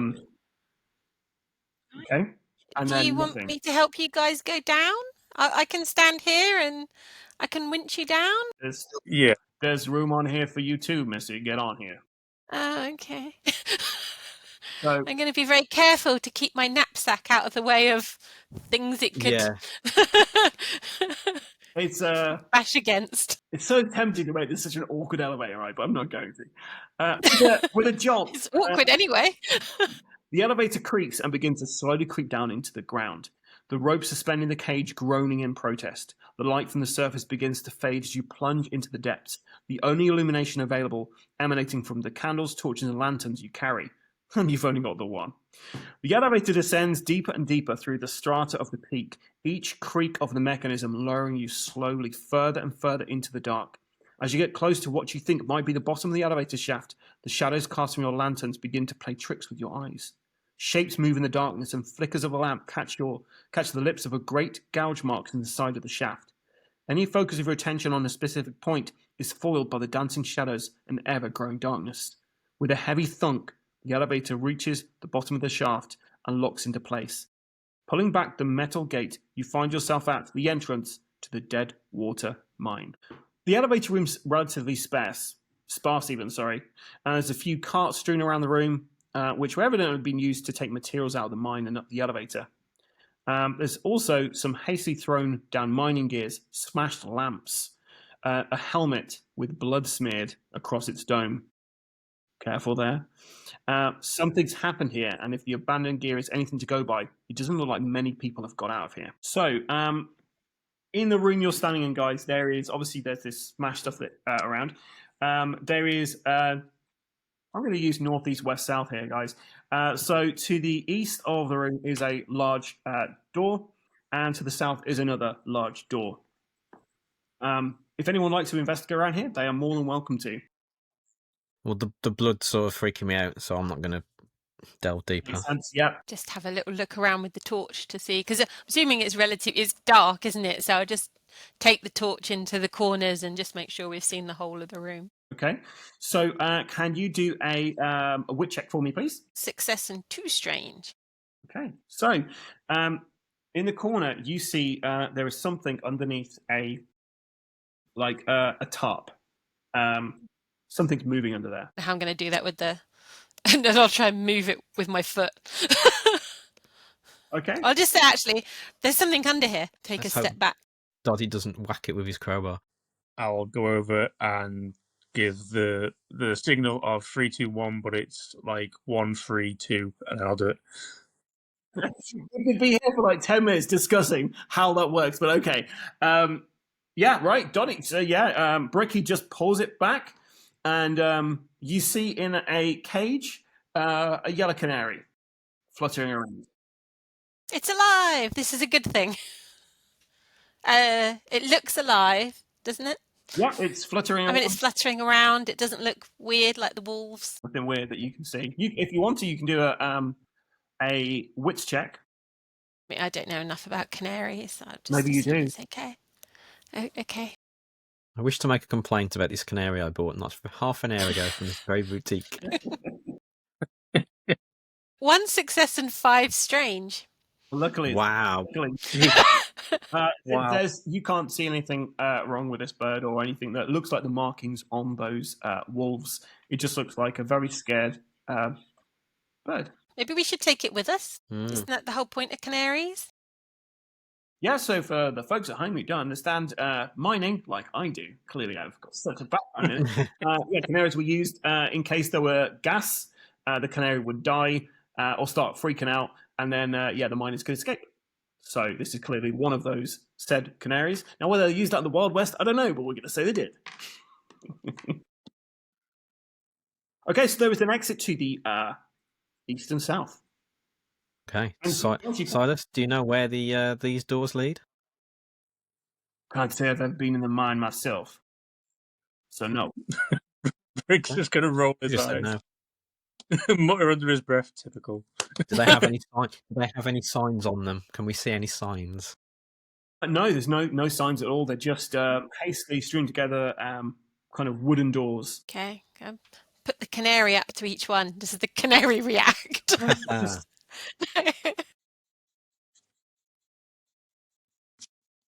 Which way would have taken us? I'm assuming there were kind of like mountains around where the... You're basically in a mountain at this point. You've gone to this mountain. So which one would take us deeper into the mountain? Like based on the direction we went in? Both seem level. Oh, okay. So the mine, you'll have to explore and find out. There's no indications at the moment, guys. East? East it is! Okay, who's going first? Who's going last? I'll sort of like hide behind Brick. Okay, I'll go first then with the torch and the canary. Okay, and Brick, you're at the back. Okay, so you go through, open up the door, and ahead of you is a short tunnel going down, which ends in a T-junction. To the north of that T-junction, or to your right, you can see a large kind of cavern there, and then to the south it just carries on. The shaft carries on down. Should we go look in the room? Well, I'm just going to turn right because everyone's behind me. So everyone's just going to follow. I'm just going to go that way. Going to go north. North. That's left then, isn't it? It's right. No, it's right. You come out east. Go north. Come out. So if we're Sorry, That's it was north. west. It was west. I'm so sorry, guys. Oh, dear. Oh, Jesus Christ, Adam. I'm gonna change You my said right, so that's why I said turn right. Sorry. So there was one to the west and one to the south. I've written down the compass on here now. Onto the west. So you One to went the west, south. not east. Sorry, guys. And So funny. you came to a T-junction, one leading north, one leading south. And you wanted So to go north then, to the right. And then, Okay. yeah. Okay, so the tunnel widens out into a cavern where a surprisingly flat expanse of rock wall faces you. Upon it is a series of cave paintings depicting figures and pictures in a sequence of event. A story. Who would... Well, I think all of you need to do a smarts check for me, please. Nice. What does Carmine can work out. OPDQ mean? Once per... per quarter. Doom quarter, sorry. So Okay. we're still in the first Doom quarter of 15 minutes. So you can do that before we So get... who's got the best smart? Are we doing a smarts check? Who's got the best smarts? So I've got 3. I think it's you. Oh, is it? I was going to Oh, give I someone don't know. else a bonus. Smarts. Yellow. I've got 3. So I'm going to inspire Lizzie then. I'll just give you an extra die. Okay. Hmm. So I've just put a 1 in the little oval box. Go for it. You'll all be pleased to know that I got 1 strange and a luck. Oh, great. Hey. I got 1 strange. Jesus. Okay, so you can see, you guys hear something coming back from the south. It sounded like a scream. Looking back, you see a series of pictures. And because you didn't get any successes, I'm going to talk through this really quick. So just make some notes. The first image shows a bright light, a fiery ball falling from the sky, a meteorite perhaps? The second image shows the ball of light striking a mountain, creating a crater as the core of the ball buries itself deep into the ground. The shape, now inky black, lies underground, but black tendrils reach out, grasping deer, plants, and other forms of life, mashing them together into something monstrous with black eyes. The image shows humans fleeing in terror. The next image shows a group of humans with lit torches descending into the depths. And that's all you see. There is more, but Okay. you can't make So it all. aliens then. I've drawn my own little pic. Lovely. I expect to see you on Instagram after this. Not really see it on here. I will take a picture of it. Excellent. I can't wait to see how ChatGPT draws an image of this afterwards when I edit it all together. Okay, so yeah, that's there's everything in the cavern, guys. Just a big old ancient painting on a wall. It's all quite normal, isn't it? There's loads of paintings around here. Some native peoples drawing things. So let's go back and go south down the... I'm assuming there's no other way out of here. No, it was just the way you came. So you We go head south. You keep going. This tunnel goes further down and down and down, and then comes out into a. As you're going down, the actual shaft gets cramper and cramper, so you're kind of like crouching going forward at this point. And then you come out into a naturally formed cavern. A still pool of murky water with lightly glowing fungus growing around its edge dominates this room. A dank and musty scent tinged with sharp metallic smell of minerals cloys your nostrils. The dark water prevents you from telling how deep this goes. There appears to see some bubbling and disturbance on the water surface at the back of the pool, up against the cave's wall. I'm not going in that. I'm literally up against the wall. I don't want to get anywhere near it. Can you do a fear roll for me? So it's a strange. Strange. Okay, so at the sight of this open water, you're unfortunately you're a little scared, I'm afraid. Doomclock moves forward one. Wait 1 second. What's the first thing on your character sheet for being scared? First thing on my character sheet for being... Sorry, I'm just trying to find the character sheet here, guys. Sorry, like I say, it's been a year.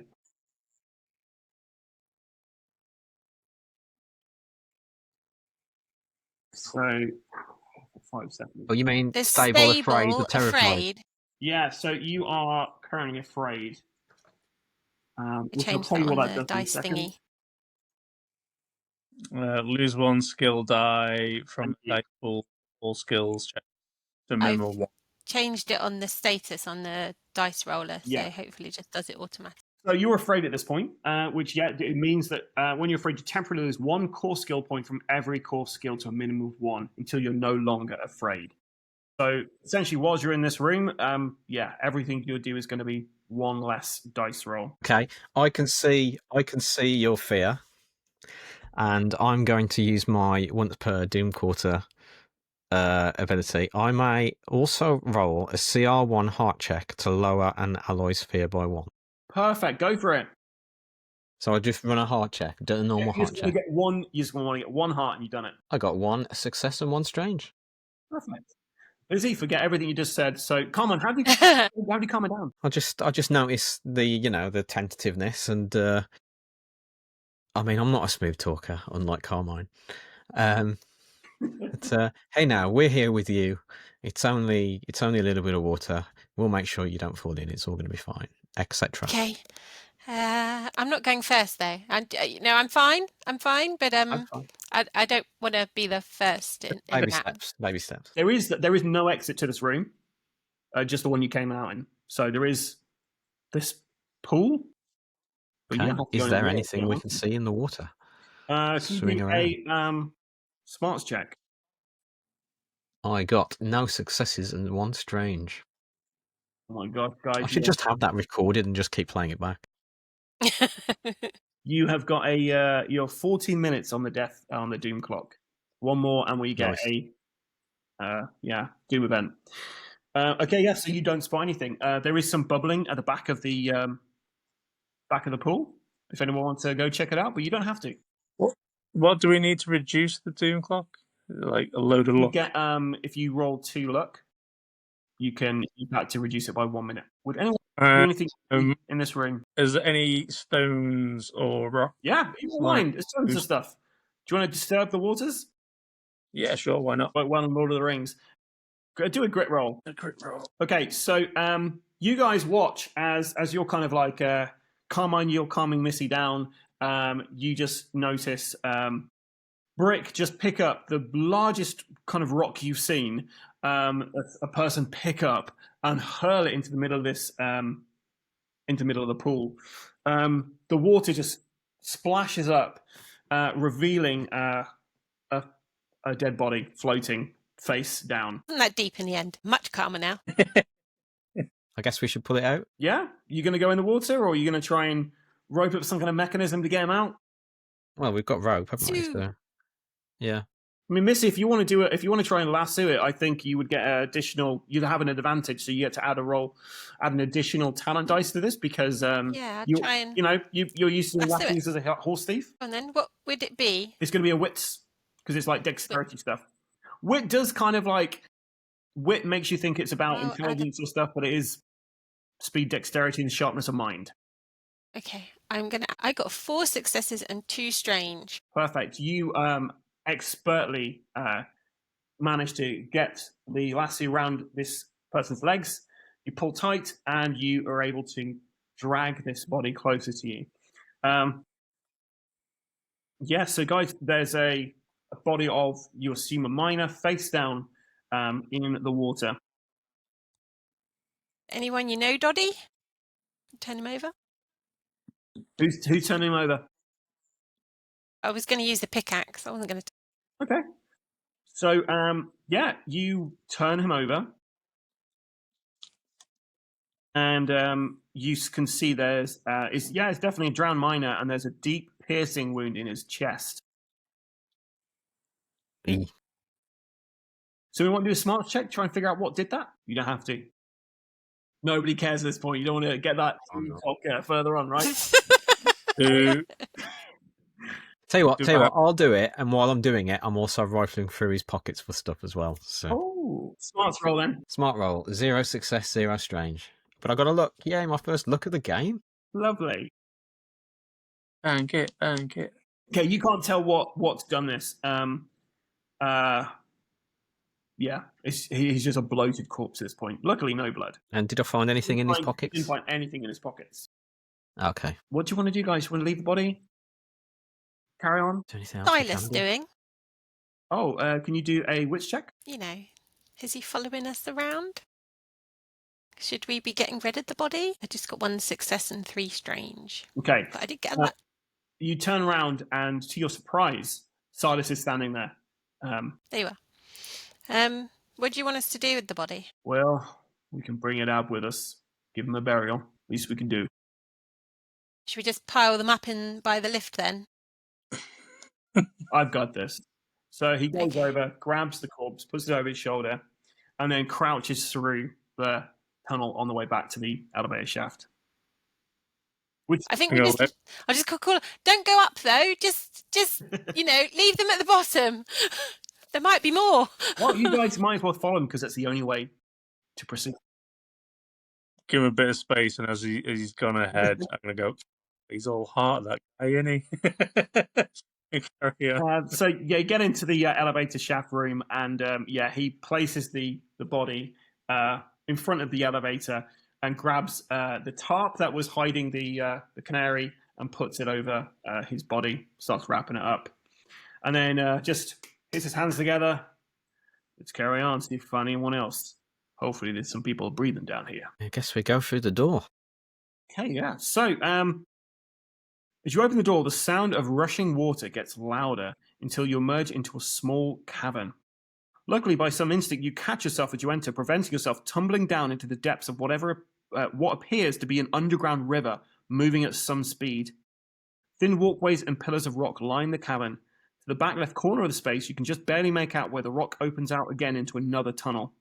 The guide ropes put in place to navigate with safety are torn and dangling below into the murky, dark water. So, to go across this room, to get out, you guys are going to have to, move across.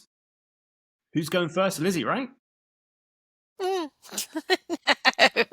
Well, I'm probably the lightest, so I'd probably be me. Not the latest. Yeah, good luck. Yeah, I think Brick's taking a swim. Okay, so Matt, are you going first? Yeah. Okay, so you're holding on to these kind of guide ropes, and you come to a point, there's a bit of a gap. You're going to have to lean across to grab onto the other one. So it's a wit check, please. I think I'm going to use my luck. Yeah, probably best. 0 success, 0 strange. Okay, so you slip, you take 2 damage on the rock, but you manage to hold on. Okay, as you're going along, this next bit, you're going to have to climb around some rock, but you're going to have to lift yourself over this bit. So it's a grit check, please. As I'm doing this, by the way, I gave someone the one half of my rope on the one side. Okay, yeah. So the rope's sort of trailing behind me. So it'll make it easier for everyone else when they're coming across. Have you tied yourself to the rope in case you fall? Would I have done that? I suppose I better say yes, hadn't I? You did say you had that lovely golden belt buckle. That's true. Yeah. Right, Yeah. grit check, yeah? Yep. 0 success, 0 strange. Britt, can you do a grit check for me, please? Me? Oh, great. Oh, is he holding the other end? I imagine he's holding the other end of this. Yeah, makes sense. Gotta be me, innit? 4 success. No strange. Okay, so you fall, Carmine, but luckily Brick manages to hold on to the rope, pull you back up. You want to try again? Gonna have to, you know. You are. So it's a wit check to get past that that first little jump. 1 success, 2 strange. Great, you've got over that. You're a dab hand at this, and then you've got to climb over this bit of rock, which is a strength check, a grit check. 1 success, 0 strange, and a luck. Okay, bank that, and you get past. Are you just wanting to tie this down somewhere so other people can get through? Yeah, at the other end is, I presume there's a. Yeah, there's a post in there you can tie it to. Yeah. The other side of it, yeah. Yeah. So, who's going next? Go next. Okay, so you get thanks to Carmine. Because I think it's going to need 2 of us to pull Doddy in Yeah. Brick in if he falls in. Yeah. Okay, can you do a wit check for me? And you're trying to succeed and to not look down. Okay. Because there is deep water below you. Yeah, I'm going to use one of my luck. How do I? 1 success and 4 strange. Okay, so you manage to get past, no problem. Right, Brick, you go next. Sure. You get across, no problem. Okay. And then Silas goes, and yeah, he gets along, no issue whatsoever. Okay, so you come out of the east side of this room, and there's a tunnel leading up to the north. So you head up that way, and you see a door to the right. The corridor carries on up. There is another door to the right, and then the corridor kind of goes off to the left. You can't see around.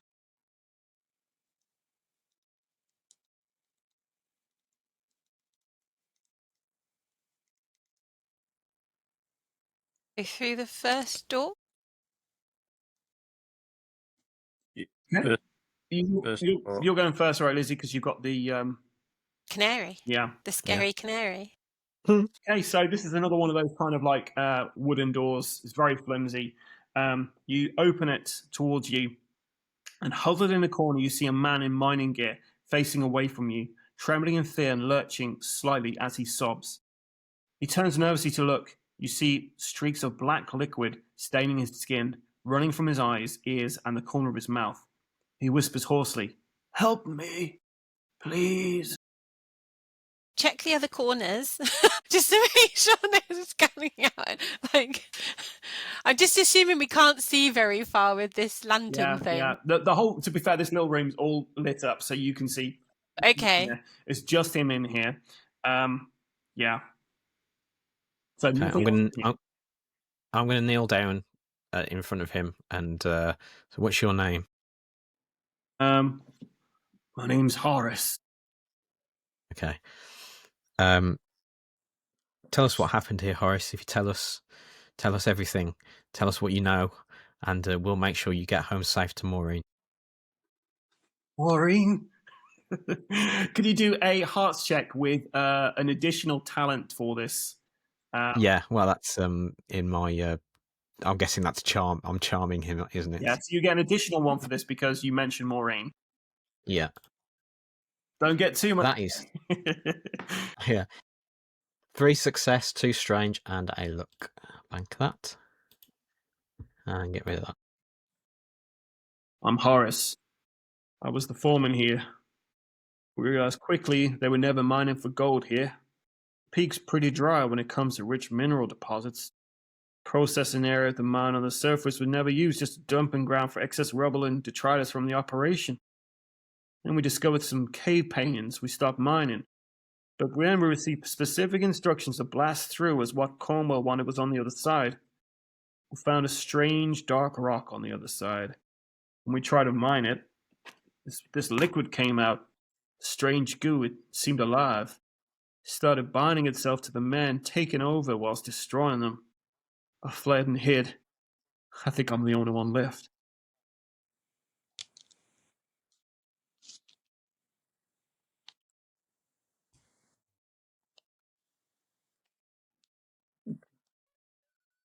You can take away a bullet from your thing. As Matt, your face is covered. He's like right next to the person. He's dead. Matt, can you roll a strange check for me? Sorry. Yeah. 0 success, 0 strange. Matt, you're afraid. I'm what? Sorry. You're afraid. So -1 to all your core skills until you calm yourself down. Yeah, I'll do that. Afraid. There we go. I'm sorry, Carmine. I didn't think you were still so close. I thought you were gonna move. Can you not see? I just love that bang. It's like What happened to getting everyone out alive? It's supposed to leave evidence. you turn around and Silas just kind of nods in approval. Okay. Me and Silas, we're on the same wavelength. Everyone suddenly feels a great tremor. And so there's a dead body on the floor, missing a head. She shot his head off. Wow. His head just like watermelon, just everywhere. I had visions of it rolling along the floor. Right, but that makes more sense. Next room then? Let's shoot somebody else. Hang on, did we? No, we didn't. We didn't look for anything else in the room, did we? We went straight for Horace. Yeah. It was a little open. There was nothing else in here. You have a look around. Just this ex-foreman. Yep. I've just put an X for his name. Yeah. It's just like One person checking them off. Yep. Okay, so you move into the next room, and there is actually a sign on this room before you go in, which says artifact storage. Someone else like to go in first? Go on then. Break again. Yeah. Okay, you enter a long, thin room, not dissimilar to a pantry. However, instead of jams and preserves, you find something much more peculiar. Long shelves line the walls and are littered with a variety of items, all lit from a faint glow from jarred samples of various cave fungus.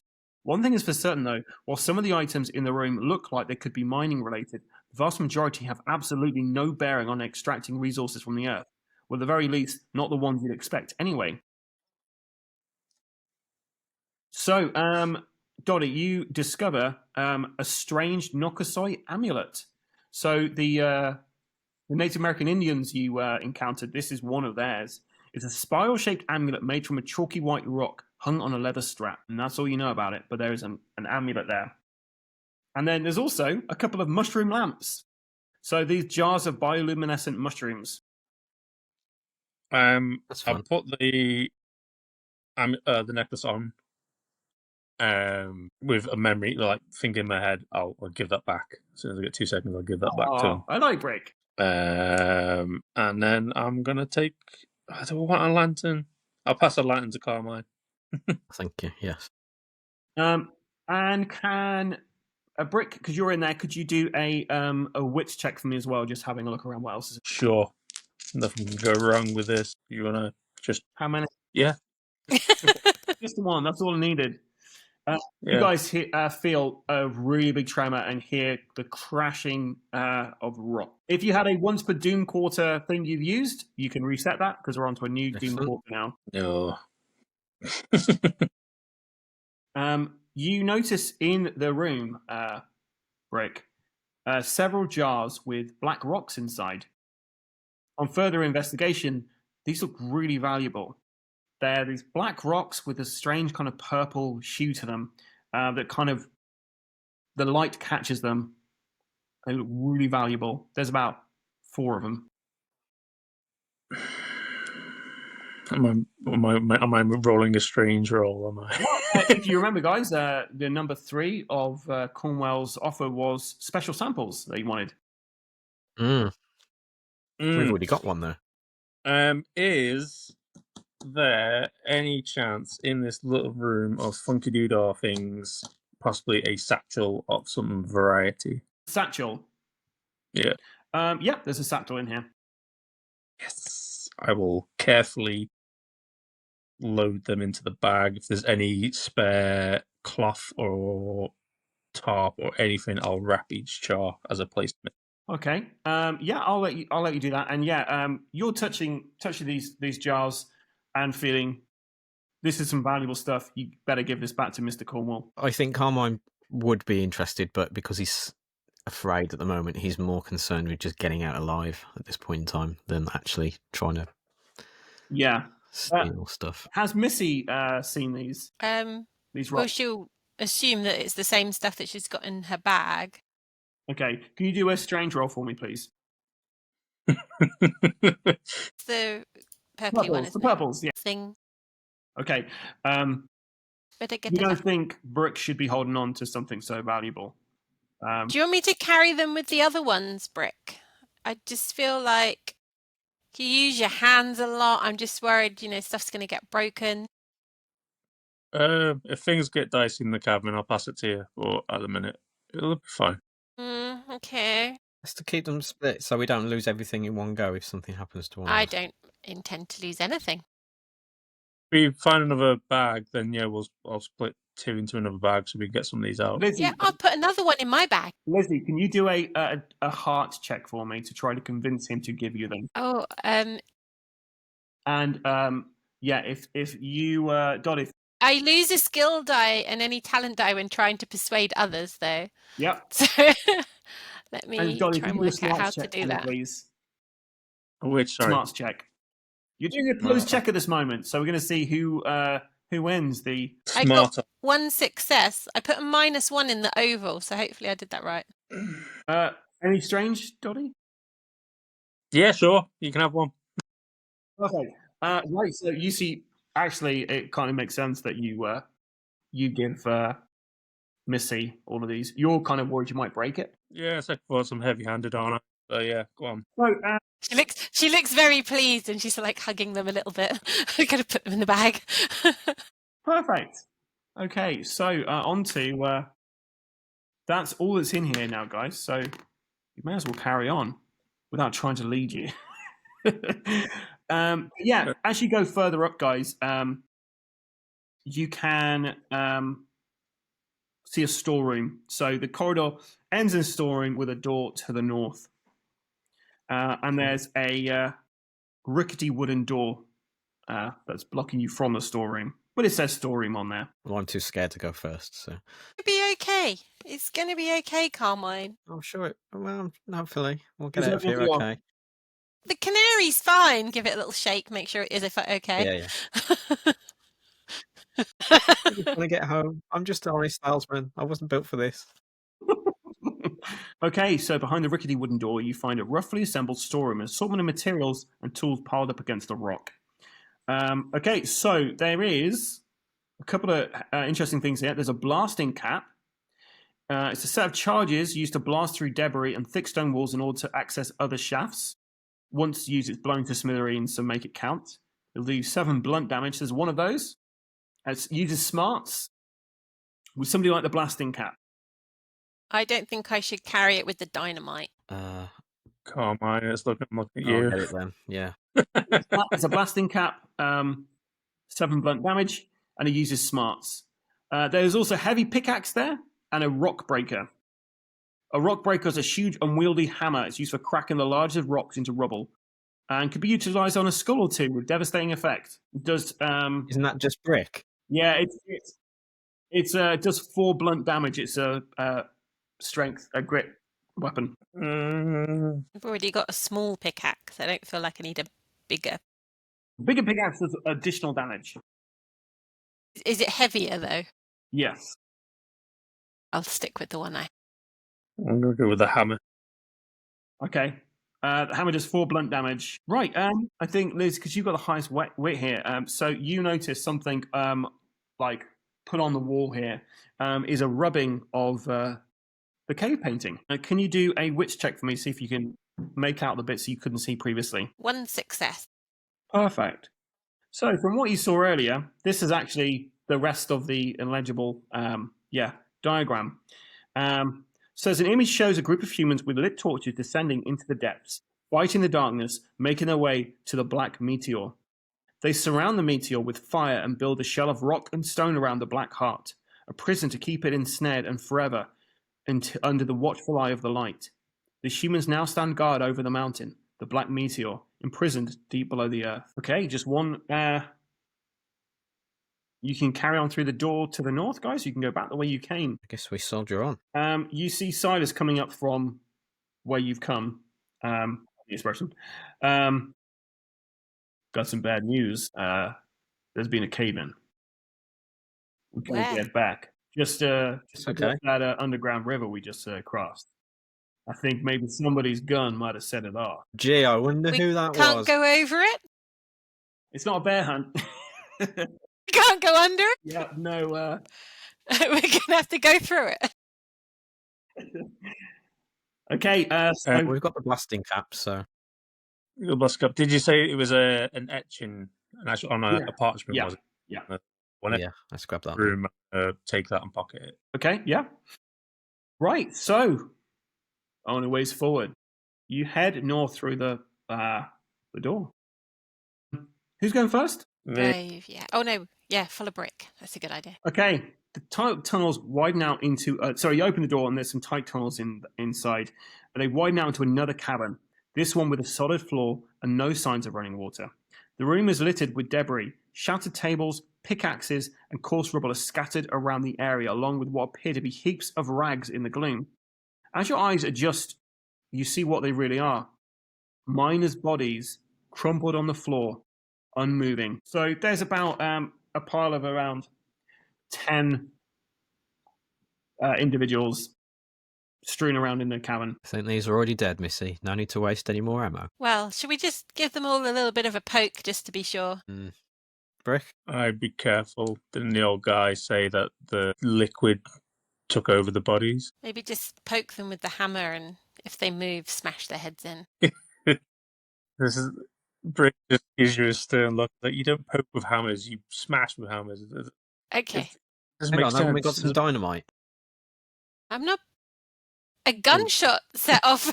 I think, what do you think the Caving, yeah. But dynamite's going to do? we're going to need to use the blasting cap to get out. I'm just thinking we strategically place the dynamite, so then if they do start to move, we just light it and run, and then they'll all blow up. Okay, I can hold it in my hand, ready, poised. Yeah. Do you remember what the requirements for Mr. Cornwell were? Don't damage To get rid of the bodies. Whatever. Yeah, but we're going to have to blow up the there's been a cave in, so we've already crossed that We bridge. found a cave in. We found a cave in. Are there any doors out of this room? Yeah, sorry. There's the cabin kind of carries on to the north, so there is a way up forward. Okay, Let's go that way. Yeah, so you just open bodies. Yeah, sidle past. I'm gonna go. Maneuver around the bodies and go hammer in hand. So when I pass one body, I've got my eyes on the body that I'm going past. As you are, so you look at the body as you're going by, and you notice it has no eyes. The limbs of this guy look weird. It looks like there's like no bones in there whatsoever. He's clearly like they've been shattered, but there's nothing external to see like it has been shattered, but the limbs just look floppy. I know this guy. We used to call him Eileen. This guy. Okay, so yeah, you head up north, and as you're going forward, who's at the back of your little group? Silas, isn't he? Okay. Just lurking, skulking at the rear. You guys watching Brick walk away because he's keeping an eye on his. You guys hear the sickening squelch. Turn around just to see what's going on. You can see Silas is looking at one of the bodies there, and this guy looks really strange. Not seen anything do anything to like this somebody. Well, I can't leave them all here. Who's going to help me? Where are we going to put them? There's no way back. Well, we drag these up the way we're going. Might be another way out. Well, maybe we should check that before we start carrying dead bodies around. Find a way out first, and then we can come back for them. Okay, yeah, that makes sense. Sorry, I'm just a little jumpy down here. So you start heading out, and Silas says, "Wait a minute, this fella's alive." Turn around. You guys see that one of the miners is actually standing up, although kind of swaying a little bit.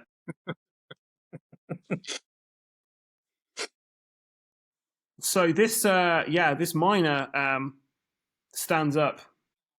It's a former miner whose body is being puppeteered by something inside. Is moving very irregularly. Picks up this pickaxe and takes a swing at Silas, who just barely dodges out of the way and trips over another body that is also starting to stand up. To your horror, all 10 of these miners are starting to stand up. Should have smashed their heads in. The budgie, by the way, is going absolutely crazy at this point. If anyone remembers, there's a budgie in this game. Yeah. Right. So yeah, there's 10 miners. You guys will be going first. The miners be afterwards, and then Silas is after that because he's in the middle of them. Put the canary down. What would you like to do? Put the canary down. Because I'm currently holding it, and I'm going to need both hands free. Yeah, so as soon as your action, you chuck him down. Yeah, you've got a movement or attack. What would you like to do?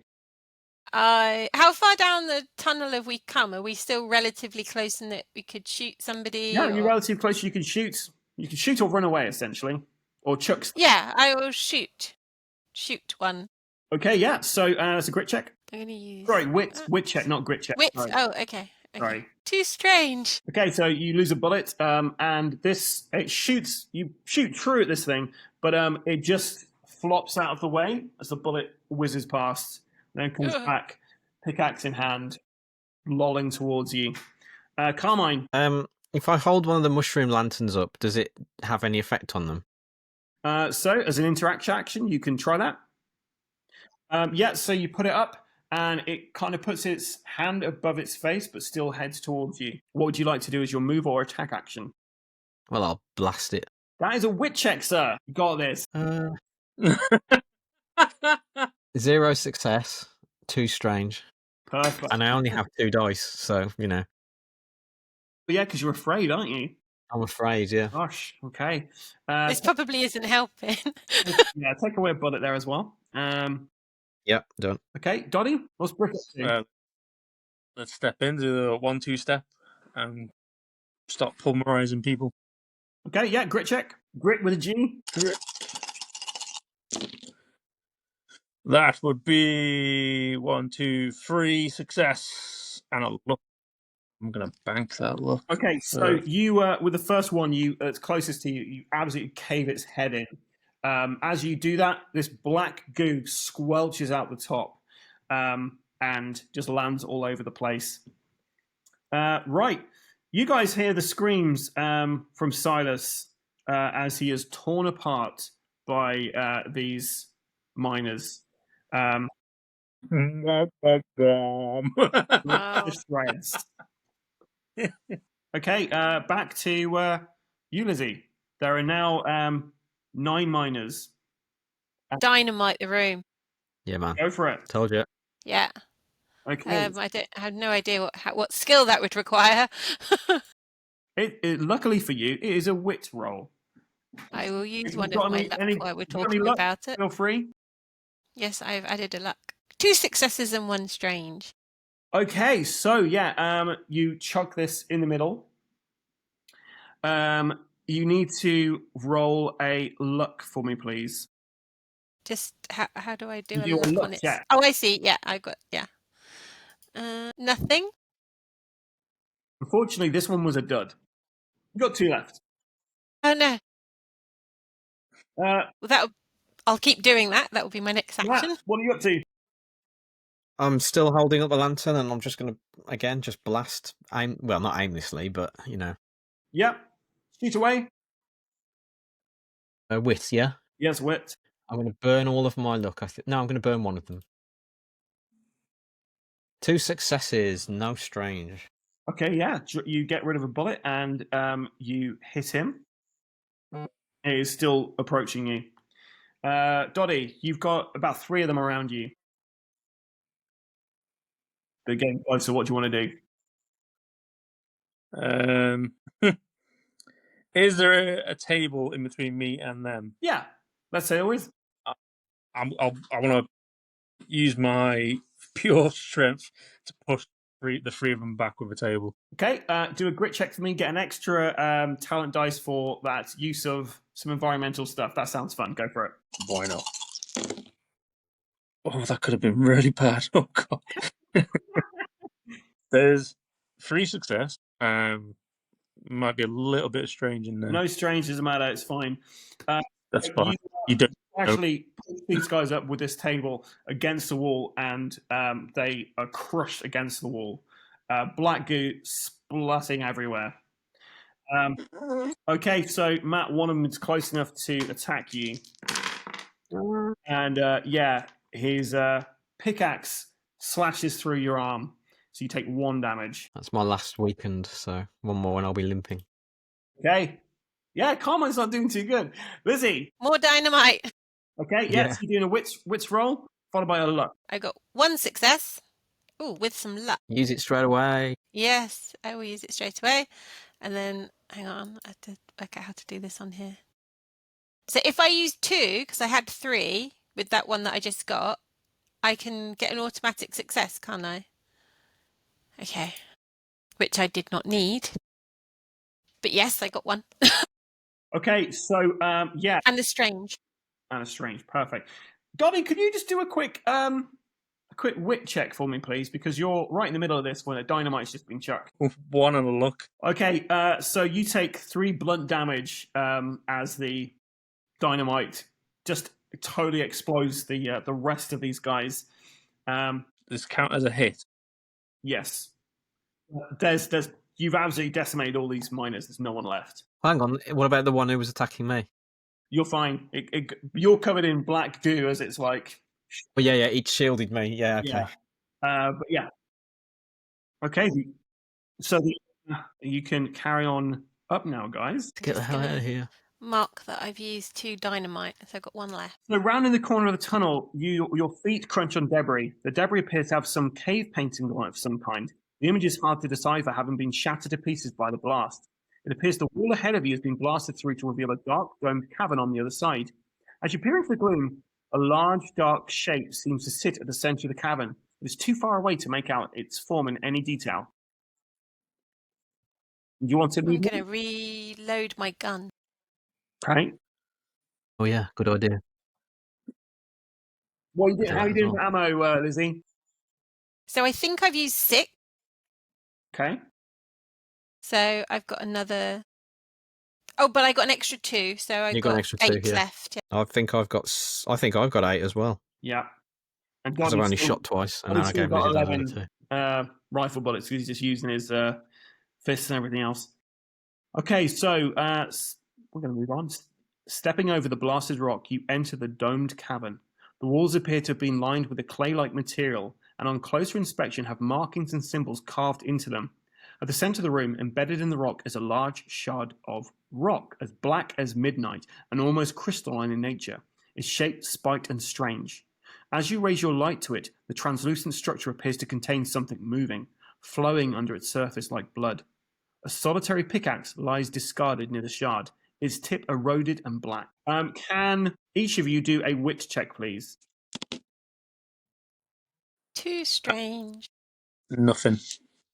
0 Nothing enough. success, 1 strange. You got 1 success, Matt. 0. 1 strange. Oh my god. Yeah. Okay, yeah. So, this is a large cavern. And can you guys do a smarts check, please? Each one of you. Nothing. Nothing. That didn't work. Bear with. Use that. There we go. 1 and 1. Okay. So come on, you figure out, because you've been drawing a map, right? The bottom half of this room actually would line up with that first cave painting room that you saw. Yeah. Got it. Right. So yeah, there's a large rock in the middle of this place. It looks like something's moving inside of it. The southern side of this wall, this cavern, lines up with the north side of the wall, which had the cave painting on. What would you like to do? And who's going in first? Should we try and pickaxe this rock out of the wall? Yeah. So Carmine, you're just going to go straight for the pickaxe. Yeah, I'm going to go for it. Everyone else has got some loot. Even though I'm scared, things have gone a bit calmed down a little bit now. So now that we've killed all of the miners behind us. So Carmine, with no hesitation, starts heading straight towards the big black rock in the middle. Missy, what are you up to? Gonna look at the rest of the room. I've got black rocks that I'm quite fond of in my bag. Yeah. Okay. Yep. You're looking around, and then Brick. What's Brick up to? Brick is taking out the parchment piece of paper and seeing how he can recreate what's on the piece of paper. Is it the sealed the room, put light around it, but I'm trying to decipher how they did it. Okay. So as you're looking at that, Brick, looking around the shard room, you realise from what you've seen that this is a prison cell. The runes and symbols that line the wall in here all share a common theme: light, fire, sun. Upon further investigation, you can see that some of the rune fragments are missing from the housings and scattered around the room, probably knocked out and replaced by all that dynamite. Perhaps if you'd replace them, it might have some effect. Meanwhile, Carmine, you're going forward towards this big black rock. Well, now I know that, I'm not going to do that. You don't know that. You don't know that. Matt knows that, but Carmine doesn't. Okay. So you kind of go through. You're getting up to where this big rock is, and you see something drip down in front of you, and you kind of look down at it, look up. Looking up to the ceiling, you see an oily black mass like a thick liquid holding its amorphous shape. It releases its grip from the rocky dome and drops down to the mine's floor with a sickening splat. As large as a horse-drawn carriage, this mass of black ooze is constantly shifting and reforming. As you look at its translucent shape, you make out the semi-dissolved figures of the remaining miners, their flesh and bone being eaten away as they flail and scream in slow motion inside the creature. As it begins to surge towards you, see eyes bubble on the surface of its form and fix you with unblinking gaze. The only thing's not dissolved. Oily tendrils pull it across the rough rock face. You feel it intends a similar fate for you. Well, I'm turning around and getting the hell out of there. Right. Okay. So, Lizzie, you're going to be going. Well, all three of you are going to be going first, and then the mine mass is going to be going after you. Mine mass. Yeah. Nice. Are we rolling wit? If you're shooting it depends what you're up to. I don't want to be anywhere near it. I'll let someone else. Oh, I don't know what I want to do. Well, so you've got Carmine. He's in the middle of the thing of the cabin. There is a huge black amorphous creature that keeps shifting shape, and you can hear screaming of miners inside it coming towards him. You're holding a lantern in one hand. You've got your revolver in the other. As far as I'm aware, the bird's still in the other room. Yeah, I probably just left it on the floor. And yeah, Brick is standing there, and he's kind of looking at a piece of paper and looking around the cabin. I'll just try and shoot it, though I don't think it's going to do any good. Okay, go for it. So it's a wit roll. 1 success. Oh, and the luck. Okay. How much damage does your pistol do? It's 2, is it? 2, yeah. Yeah. Okay, so the bullet goes into the amorphous blob, the mine mass. 2 piercing damage. Okay, piercing damage. And then would you like to do a move action or an interact action? Are you fairly happy? I will move away. Okay, are you going back the way you came or around the outside of the cavern?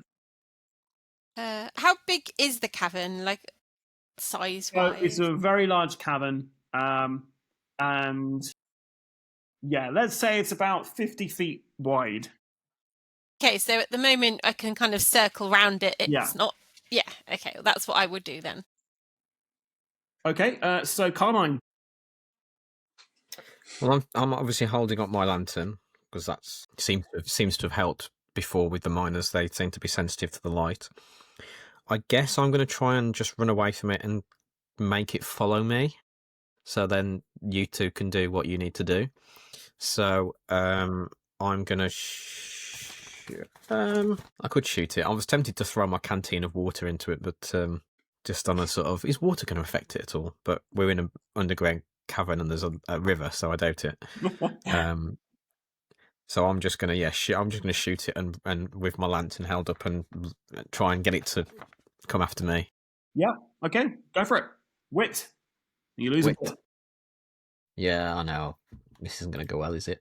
No, 0 and 0. But I doubt I'd kill it by shooting it anyway, so... Well, never say never. And then which way are you running? Are you running back the way you came into where the miners were? Well, I'm just running around the cavern, so... Okay. Yeah. I don't really know.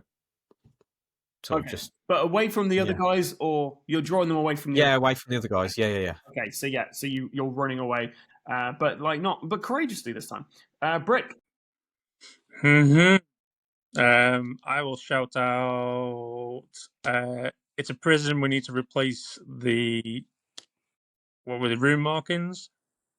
Yeah, and I'll point to distinct blocks on the floor, and I'll start running towards one I feel is the closest to me. So there's 4 kind of rune housings that you can see, and on the floor scattered around there are 4 different runes. So yeah, you're just grabbing the first one and slotting it into whatever. Yeah, I'm gonna try and put it in the correct hole. So I'll run in the direction of one and then go, is that the right one? And then if it's not, I'll go. Perfect. So you slot it in, and you see as you put the rune in, it glows. Okay, so Matt, this thing's after you, buddy. Good luck, Matt. I'm expecting a noble sacrifice to be incoming. Oh my gosh, that's not bad at all. Okay, so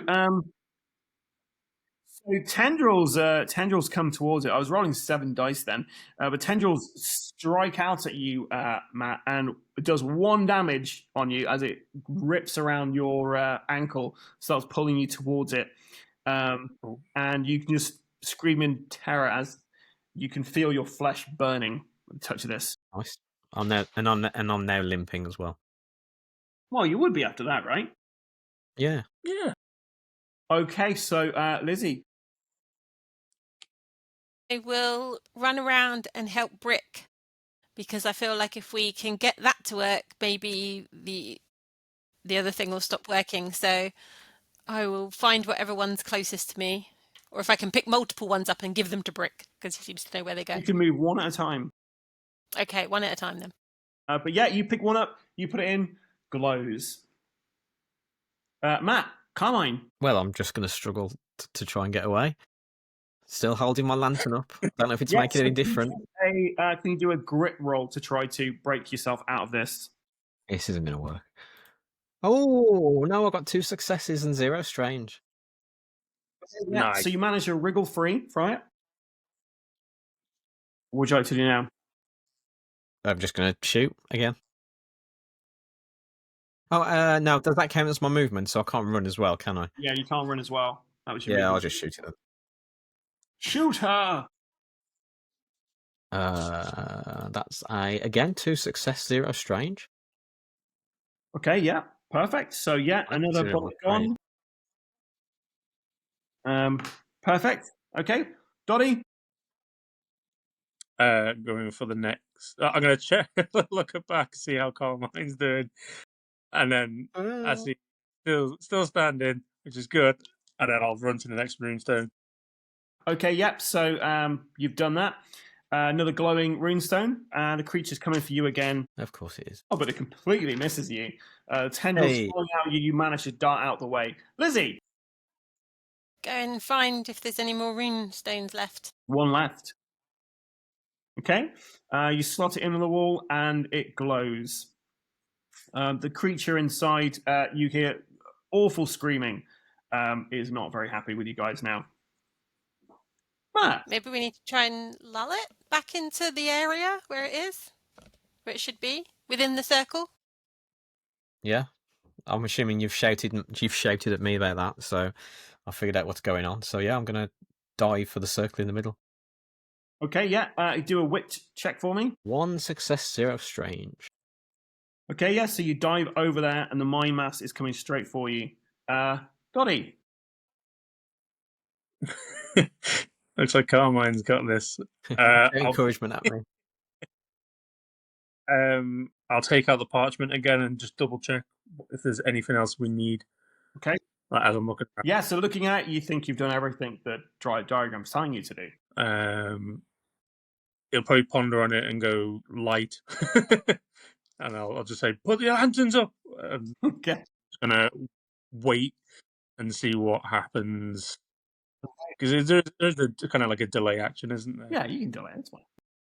So yeah, the mind mass reaches a center and is about to pour over you, Carmine, when some form of invisible barrier stops it. However, all kind of realize you've trapped it, but you're also still trapped in here with this thing. Its tendrils fly out at you, Matt, but it seems to be in a weakened state now. And it does 1 damage to you. How do you heal in this? Can water heal you, or is that? No. You've got to have some kind of medicine to use. Yeah, okay, yeah. Dr. Quinn's not with us today. So at the moment, guys, this thing's kind of trapped in here, but you just need to escape. Yeah, I'm going to lasso Matt and pull him out of the circle. Okay, do a wit check. Lasso Carmine! Do we not want to run back to where, rather than, I mean, we've got 2 options, haven't we? We can blow the side of this cavern up, but presumably that's going to damage the prison again. Or we can run back through and blow up the cave-in that Silas found. Which one's got the higher chance of success? Cave in. Yeah, I don't In think it. we I should don't wanna try and risk blowing this up again. Okay, so do you guys would just want to run the way you came? Yeah, past all the bits of Okay. miners and Yeah. everything. So, so you guys start running away through the entrance that you came through, and as you do, the creature just hurls a large tendril at the wall, and the entire mine starts shaking. So, you run down. You get to the point where there's a cave in. What are you using to get out? What about the budgie? Did we collect the budgie? Yeah, you could. We can see him grab the budgie on the way out. Yeah.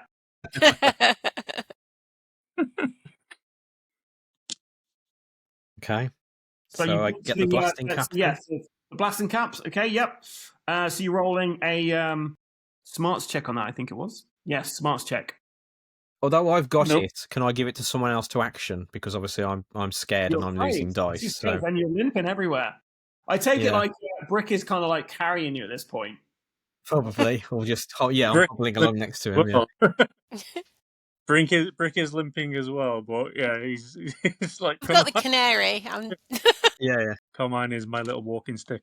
I've only got. If I do smarts, I'm only going to roll 2 dice, and I've got no luck, so I'm not. Okay, so who's doing it? Yeah, not me.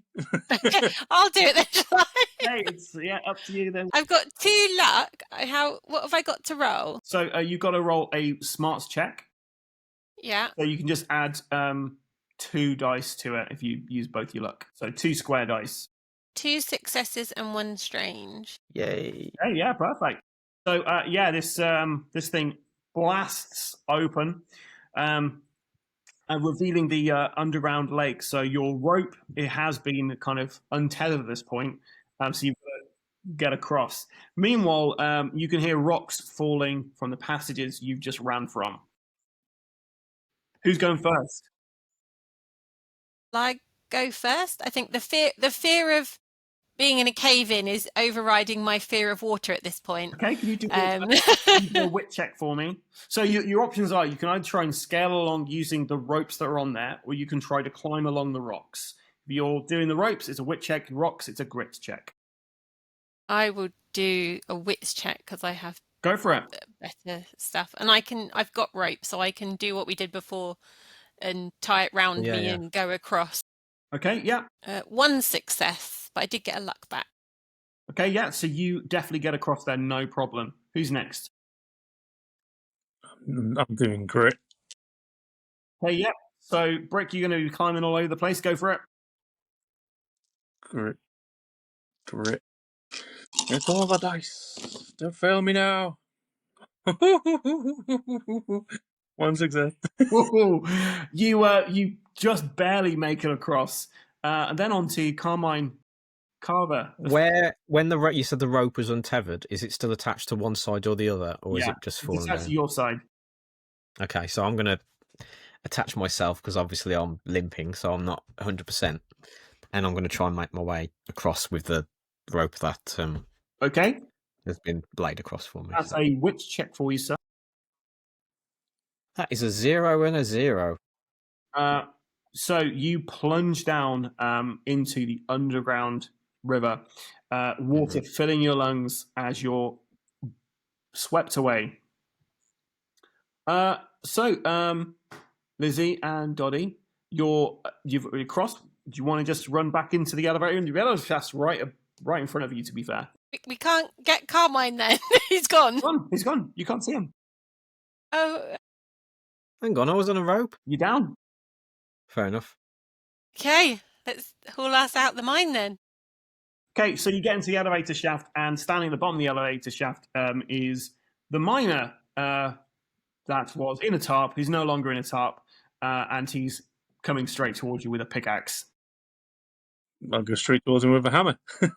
Hey, go for it. 1, 2, 3, and 2 strange.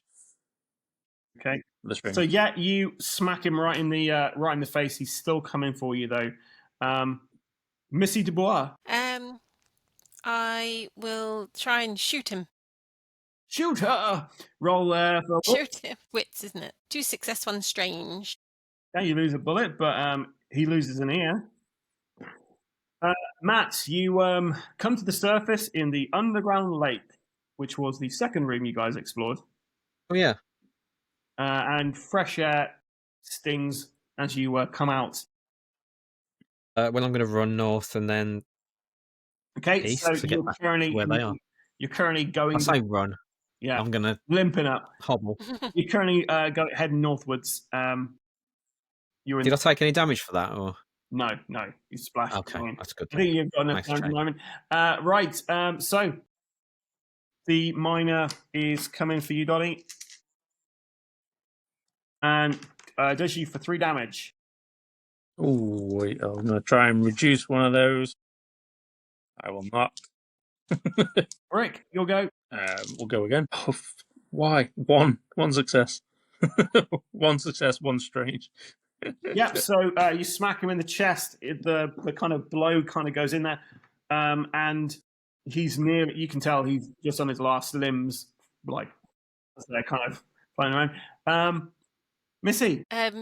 Shoot him again in the head. I'm assuming it's the kind of thing. Yeah. Or sorry, wits. Where am I? I've still got some things. 1 strange. Ooh, I'm not sure I like that. have you got a physical clock there? Right, Dottie, you take another 2 damage from this thing. Right. Right, Matt, you're heading up northwards. Yeah, I'm at the T-junction yet. Yep, you have the T-junction. East. East, not west, yeah. Yeah. Yeah, you head east, and you're just coming up to the door. You can see the elevator shaft. And I shout, I'm alive, I'm alive. Okay, so then I'm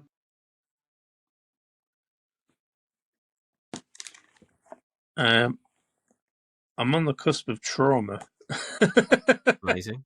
We will pull you into the lift. I'm just seeing if there are any minuses to my swinging when we hit trauma. So you take such a hit, you begin to lose motor skill. Choose one of one. Either lose a core skill in which you have a talent point, reduce it by 1, or choose an ability which you can no longer use. Choose an ability. I'm gonna make smart. Yeah. So you come out of this forever changed. Yep. Yeah. Swing and a miss. 1, 2, 3. 3. Yeah, 3 success. No strange. Okay, so you absolutely pulverize this guy. And yeah, he's gone. What do you guys want to do now? Well, I've just burst into the room. Water, lake, run. Let's go. Run, quick! Let's get in the lift. We'll drag Brick with us if he's not standing. Okay, yeah. So you head up there, and up the elevator shaft. You come out into the bright daytime. Yay! And just roll out of the way of the, just run out of the elevator shaft. And there's 4 horses waiting for you. What do you want to do? They are horses? Your horses, yeah. Yeah, just checking. There's not like 4 horses with people on, or I don't know. I feel like, is the $12 enough, or should we just? I don't know. I doubt we'll get the extra $10 because we haven't bought him back his stuff, have we? So we're gonna get 2, aren't we? If we're lucky. You got what haven't we bought back? We got samples. Samples. The samples. Sorry, they're not. I thought they would. They're not the runes, are they? Ignore me. Yeah. So we could do. Or will we get more money by selling them? Do we want to sell the samples, though? He doesn't need all of the samples. True that. Do we want to stash them and then come back later? Well, So not we've back got here. Do we want to stash them somewhere else? If we got 5, I say give him 2. And each one of you keep 1? And then we each keep 1. Yeah, okay. That sounds like a plan. Okay. So, should we go back to where the campsite was? Or should we just head back to town and try and find somewhere? We've got a day's journey ahead of us, so why don't we just try and find somewhere between here and there that we can stash the ones we want to keep? Okay.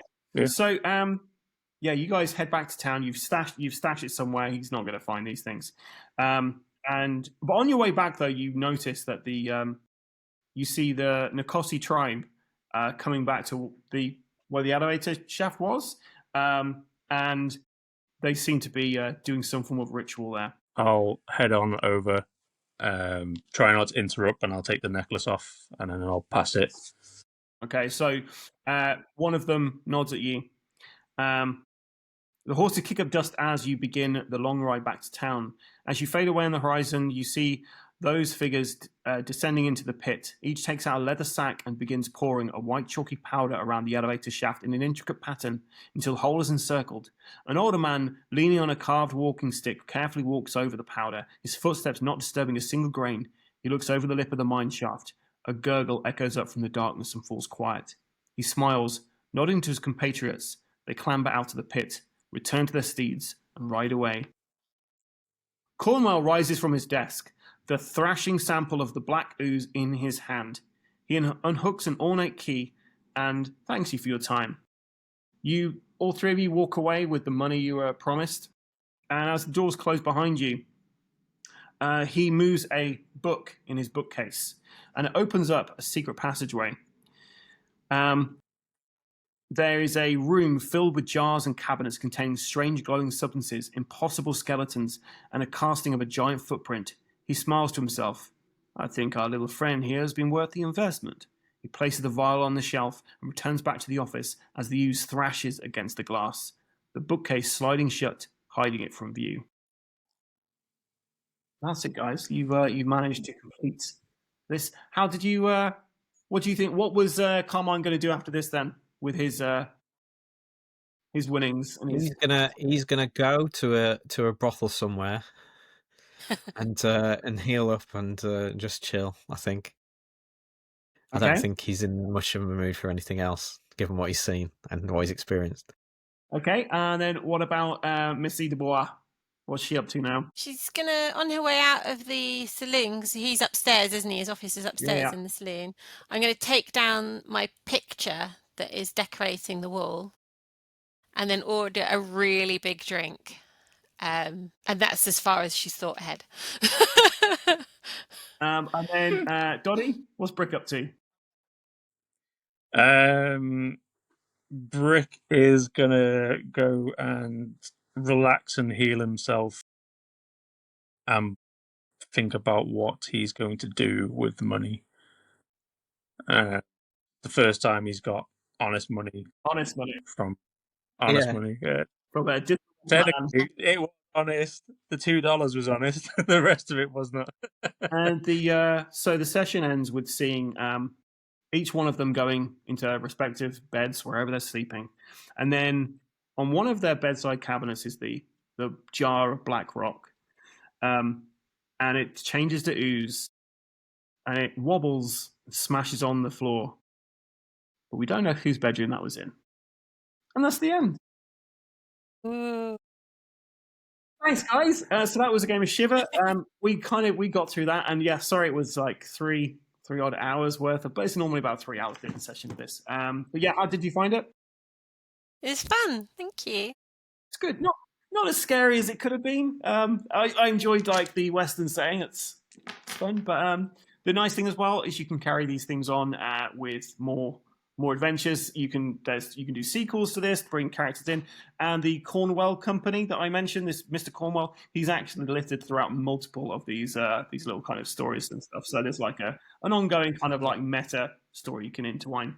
So yeah, that was Shiver. Thank you for your time tonight, guys. So once again, if we just say who we are and where you can find us. So Lizzie, I am on Instagram as.